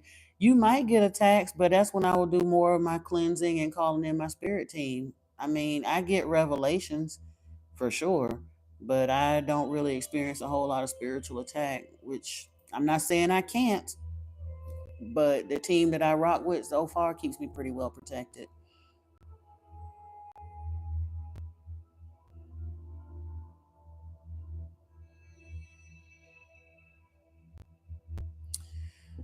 I close my prayers in Yeshua's name and I say either Ashe, so mote it be, or so it is, or thank you, thank you, thank you. I refuse to close a prayer in Jesus' name and say amen.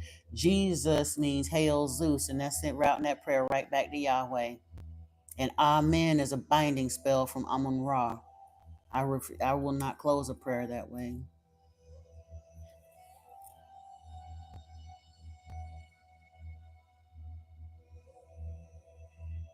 Okay, well, swimmingly, if that's what you choose to do, that's why I said I'm a little uncomfortable with it. So if I list this, I have listened to some light language and activations and stuff that made me feel good, and I can go along with them, but some don't. So like I said, for me, the jury is still open on it. I can't tell anybody to do it or not to do it. I just know that the premise behind light language is different than the premise behind the speaking of tongues in the Christian church. And in the Christian church, oh, good, Tango. I'm glad.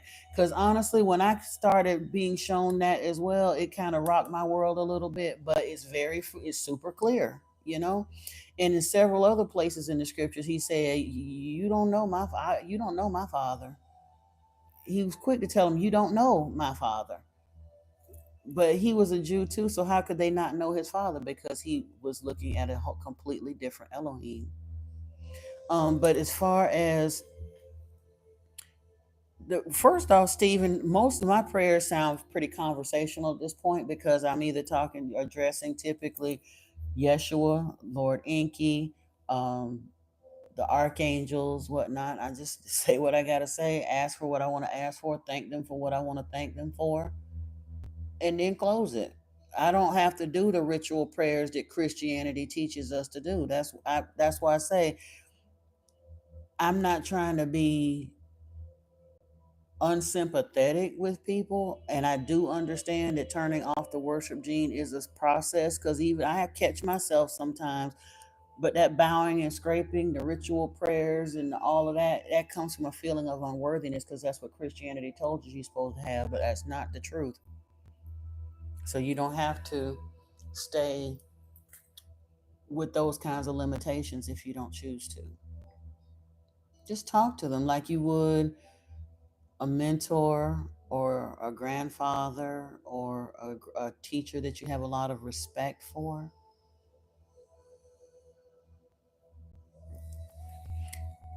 Oh, but swimmingly back to this light language thing in the church, That part, that's exactly what I'm talking about. People that sit there claim that the speaking of tongues in the church was supposed to be to confuse demons. And I'm like, you out of your rabbit mind. First off, anywhere, any language that's spoken on this planet, anywhere on this planet, the demons would already know because they've been here from the very beginning. There's no language that a human could utter out of their mouth that a demon won't already know. That's the first thing. But the purpose in the scriptures for the speaking of tongues was so that the apostles were speaking, they were witnessing in their language, and it was being perceived or heard by multiple people within the crowd. Each person was hearing it in their native tongue. The apostle was speaking it in one language. Say if they were speaking in Aramaic, but people would hear it in Roman and Greek and Phoenician and whatever, Chinese, whatever their language were. It was multiple people in the crowd, and everybody was hearing it in their language. That was the purpose of speaking in tongues in the scriptures. So when they come up with all that babbling and falling out and hooping and yelling and throwing themselves all over the place and that gobbledygook, that's a bunch of nonsense, demonic claptrap.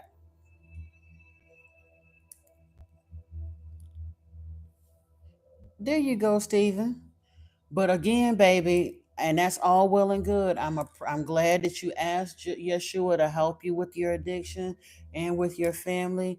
I do appreciate that. But if you are actually in the throes of physical withdrawal with the level of drinking you've been doing, please go get some medical attention, my love. I don't want to sit here and tell you you can pray away withdrawal, because alcohol withdrawal can unalive you. It can. Please go get some help.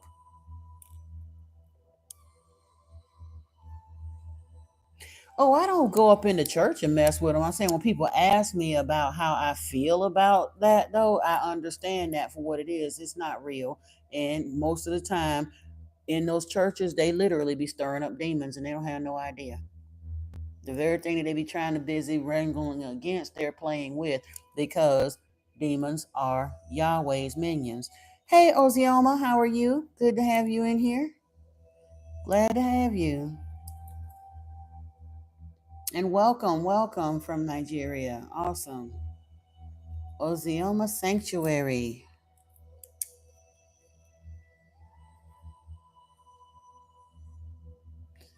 And do you have an actual active channel on here, Ozioma?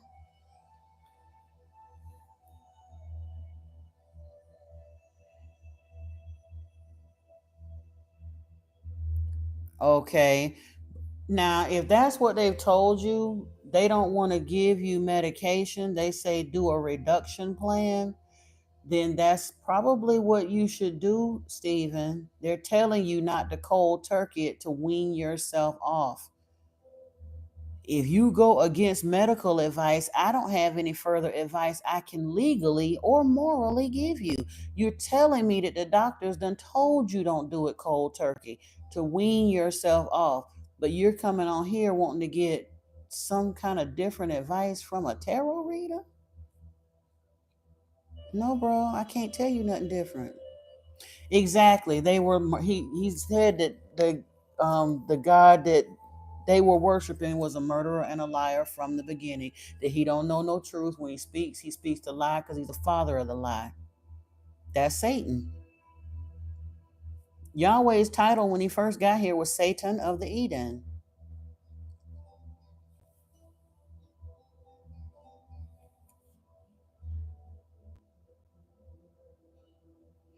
Exactly. Listen to what Just Jane is telling you.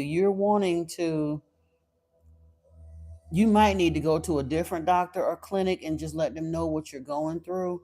And they may not express to them how much you've been drinking and what you're feeling right now.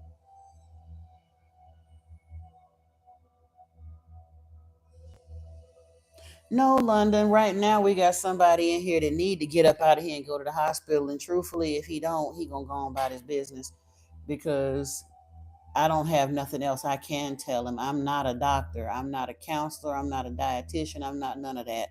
And he's saying that he's in active withdrawal from having drinking a half a liter of vodka every day, and his body is hurting. And I'm telling him to go get medical attention, and he still want to sit here in the chat arguing with us.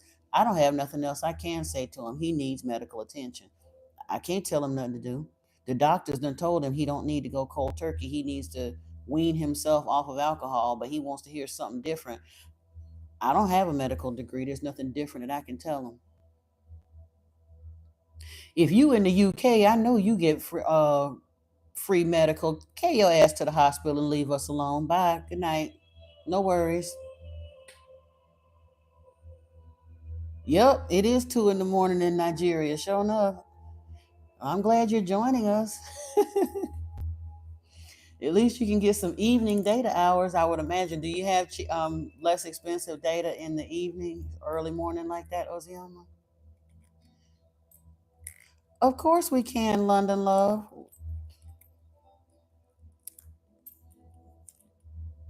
But by the same turn, he need to go and do what he got to do. There you go. I don't want to see you. You don't need to comment no more in here. You need to get off this phone and go handle your business. No, you don't be sorry. Just go be alive. Go help yourself. That's the only reason I'm even being as firm with it. You don't need to waste time talking to us. You need to go do what you need to do. Like now, before it get too bad for you to move. If your body is already hurting, you need to go.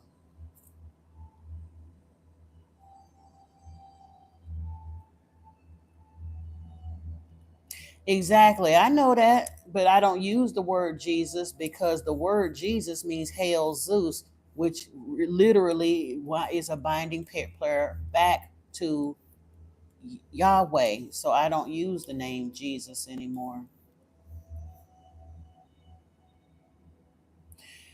Yeah, Antoine, but he was talking about the fact that with the level of drinking he's been doing, a half a liter of liquor every day for a year, he could be in serious enough withdrawal that he actually needs to be doing his withdrawal under medical supervision. Withdrawal can kill you unchecked, especially with alcohol. He need to go. Yeah. I love him all day. I want to hear from him tomorrow and next week and whatever. But with the amount of liquor he claimed he'd been drinking, and now he's going cold turkey and he's by having physical symptoms, he need to get his behind to a hospital. Light language is what a lot of the folks, just Jane, there's some folks in the New Age spiritual community is supposed to be communication language from extra planetary beings, messages coming in or activations of certain things.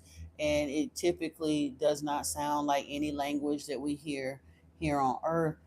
Some of them seem to be super sincere. Some of them are very repetitive. Again, I don't know enough about light language to be comfortable advising anybody one way or another around it. Uh, this gentleman was saying that he speaks light language, and that's all well and good. I don't speak it. I've heard it. I've done a couple of light language activation sessions. Some of them felt good to me, and some of them, after a while, I just was kind of, I don't know how to feel about it. So I actually do have some activations, I think, on a playlist in there, but I didn't know whether or not I want to leave them or not, you know? But he was saying he felt like it was kind of the same thing as tongues, speaking in tongues. I I don't really feel like it's the same thing quite, but again, I don't know. Exactly, just Jane. I don't really, I haven't ventured off into that. There are some folks that really get off into that. There are whole channels that do nothing but light language meditations, and some people like that. And if that's your thing, that's fine. I'm a little more old school. I work on my ascension and meditation and hearing what my guides have to say, and I communicate all of my messages in English because that's what I hear in, and that's what I think in. So.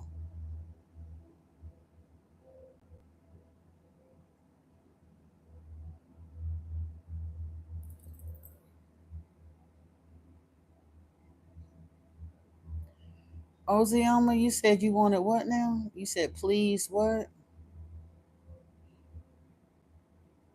If you're still here, if you have a question, you can type it. But all I saw was please. Hey, Patricia Snell, how are you? Exactly. I didn't say nothing when they said it, Tango, but I won't. I won't use Jesus, and I won't use Amen either in a prayer or referring to Yeshua, because that's for sure a binding spell. Because Amun Ra said that regardless of which deity you call yourself worshiping, he decreed that all prayers should end in Amen, so that they would be literally, regardless of what deity you prayed to, they would be routed back to him, because he wanted all the worship for himself. Amun Ra, Marduk, and Yahweh have been basically competing to get all of the worship, all of the attention, all of everything. They the two greediest. They the absolute worst choice of anybody on the planet that anybody could have chosen to worship. Hey, Miss Yates, how are you? Welcome, welcome.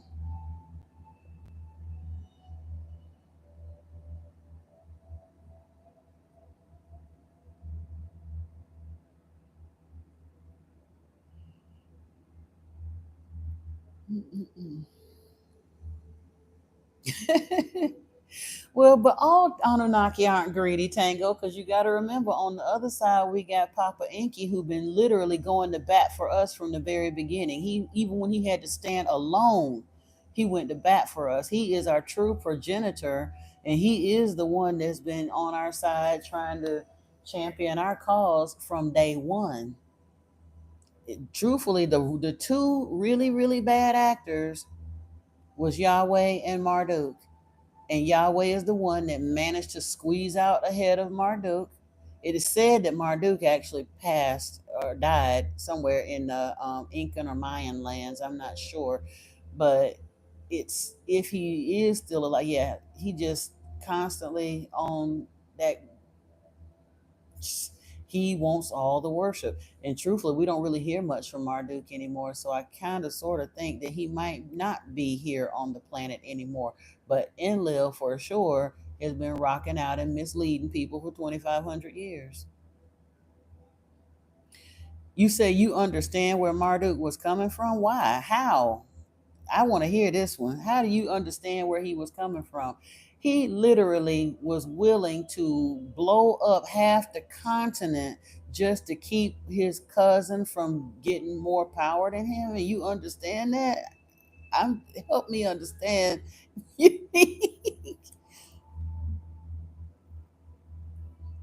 Oh, okay, Miss Yates, that's awesome. Yeah, just email me whenever you're ready, my love. I'm glad you enjoyed it though. Hey, that makes me feel good.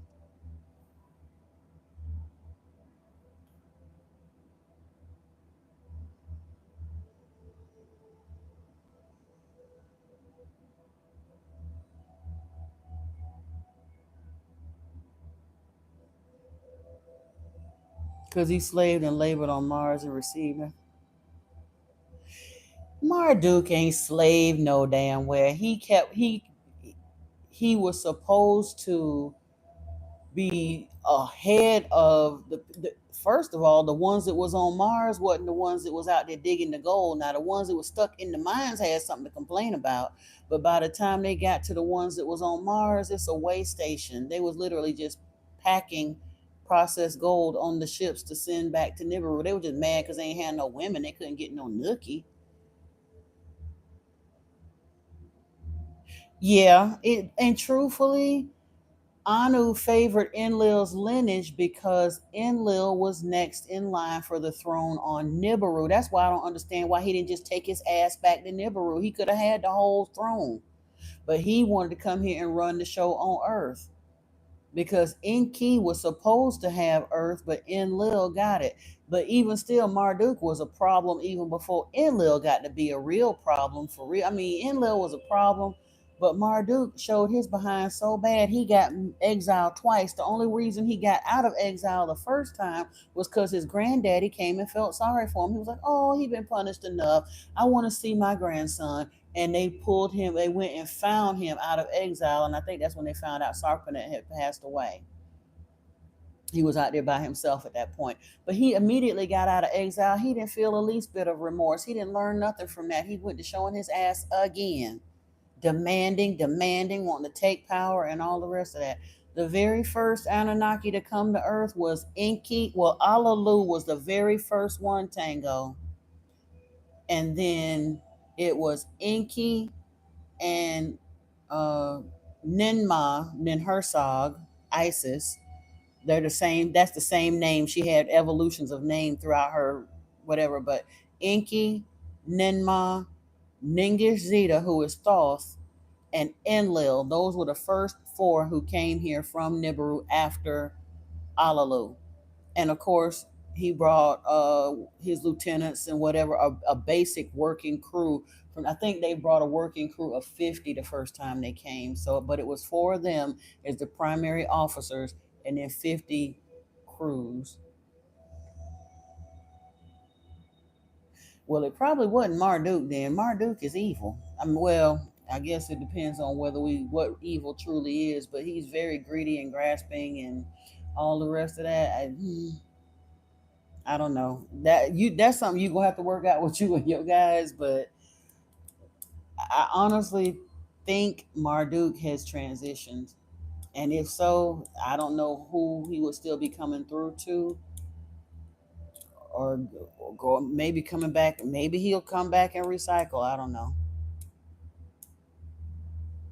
Alalu, yeah, he came here because he had been exiled on Nibiru, but he figured because he had been ruling on Nibiru, but he wasn't doing a very good job, and they kind of abdicate. They basically forced him off the throne. He wrestled Anu for the throne and lost. And then instead of going into exile like he was supposed to, he figured if he could find his way to Earth and get the gold, that he would be a hero and all the rest of that stuff. And he was trying to bargain for rule of Earth. He went ahead, took a spaceship, used the weapons of terror to blast his way through the asteroid belt that was around Earth and made it to Earth, confirmed that there was gold here, and told them, I done got here and I done found the gold for you. Now I want rule of Earth in exchange for having found this gold. And they told him they was gonna do it.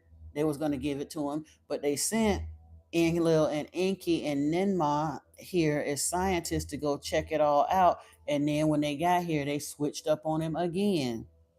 And that's when he fought Anu again here on Earth. Anu came to Earth, and Alalu and him had a wrestling for the throne again. And he lost, and he got so mad that he bit Anu's privates off, and that's what he got exiled to Mars for. He was gonna die anyway. He said from the poison, from biting off Anu's privates, he swallowed the poison, and he was dying anyway. So they exiled him to Mars to finish out his days on Mars, rather than execute him.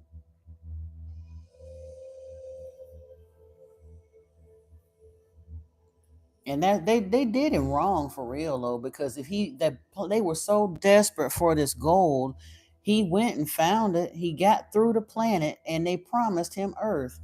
They should have gave it to him.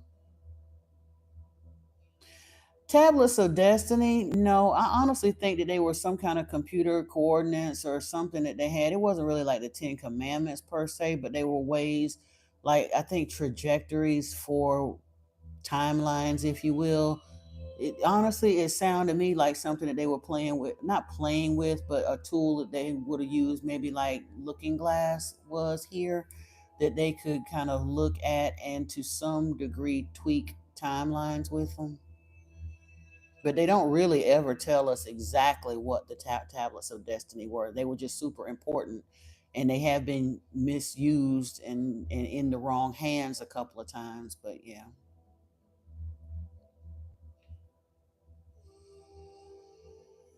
Yeah, Tango. We read the Lost Book of Enki here on the channel, and that's the story that they told us. And look at it, I mean, some folks want to think that it's just a story or it's a myth, but Zechariah Sitchin was extremely, he took the translation of all of the Anunnaki texts very, very seriously. So I'm sure he gave as faithful of a translation of those tablets as he could. That wasn't a story or a myth, it was a translation according to the tablets that were supposed to be the initial tablets. They don't have a lot of copies of the Lost Book of Enki floating around. They found those. They had been written by the scribe on Dupsar, packed away in an acacia case. And when they got to digging, doing some of their anthropological and archaeological works and stuff, they were found. And Zechariah Sitchin was given the assignment or honor or duty, if you will, to translate those tablets because he knew how to read uh, ancient Hebrew as well as the Akkadian and Sumerian cuneiform.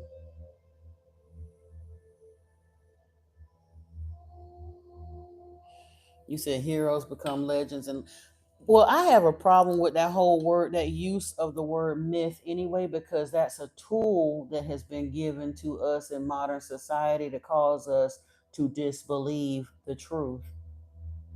I wondered that. I used to ask that question all the time as a child when they sat us in school and try to teach us Egyptian mythology and Greek mythology and Roman mythology. But they talking about all these gods and stuff, but they telling us mythology. They've literally basically made the meaning of the word myth like fiction, like it's not to be believed. And that didn't sound right to me even as a child. I'm like, why is it that Christianity is all real and that's the gospel and it actually happened, but everything else is mythology? Because the church says so. And humanity went for it. We let these people tell us that all of this stuff is myth. It wasn't myth. And the reason, and again, if that's myth, then so is Christianity, because everything that's in that Bible came from those older texts. Everything. The Christian religion, the entire religion, is an amalgamation of ancient stories from around the world. So if you're going to sit there and say that those other stories aren't real, they're just stories, Christianity ain't real either then. And neither is Judaism and neither is Islam.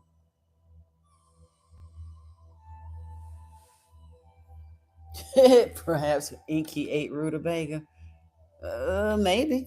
He did like them vegetables and stuff. Enlil was on the barbecue tip. I think they all ate meat to a degree, but yeah.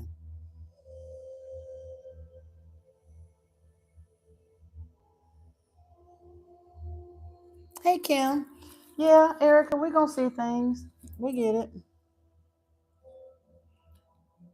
And who knows, in time you might get more enlightenment about what some of that stuff means, or a better understanding of it, see it in a different context. Because, like I said, I had what I thought was a series of recurring dreams in childhood that I didn't really understand until I was 50 years old. Hey, Omar, how are you? Hey, Kim, welcome. And blessings to you too. Yeah, Eric, honestly, now the Hebrew Israelites is on some demon time foolishness, ignorant nonsense. Okay, so I don't go. I'm not advocating for them. I'm not advocating for the Ethiopians or none of the rest of it.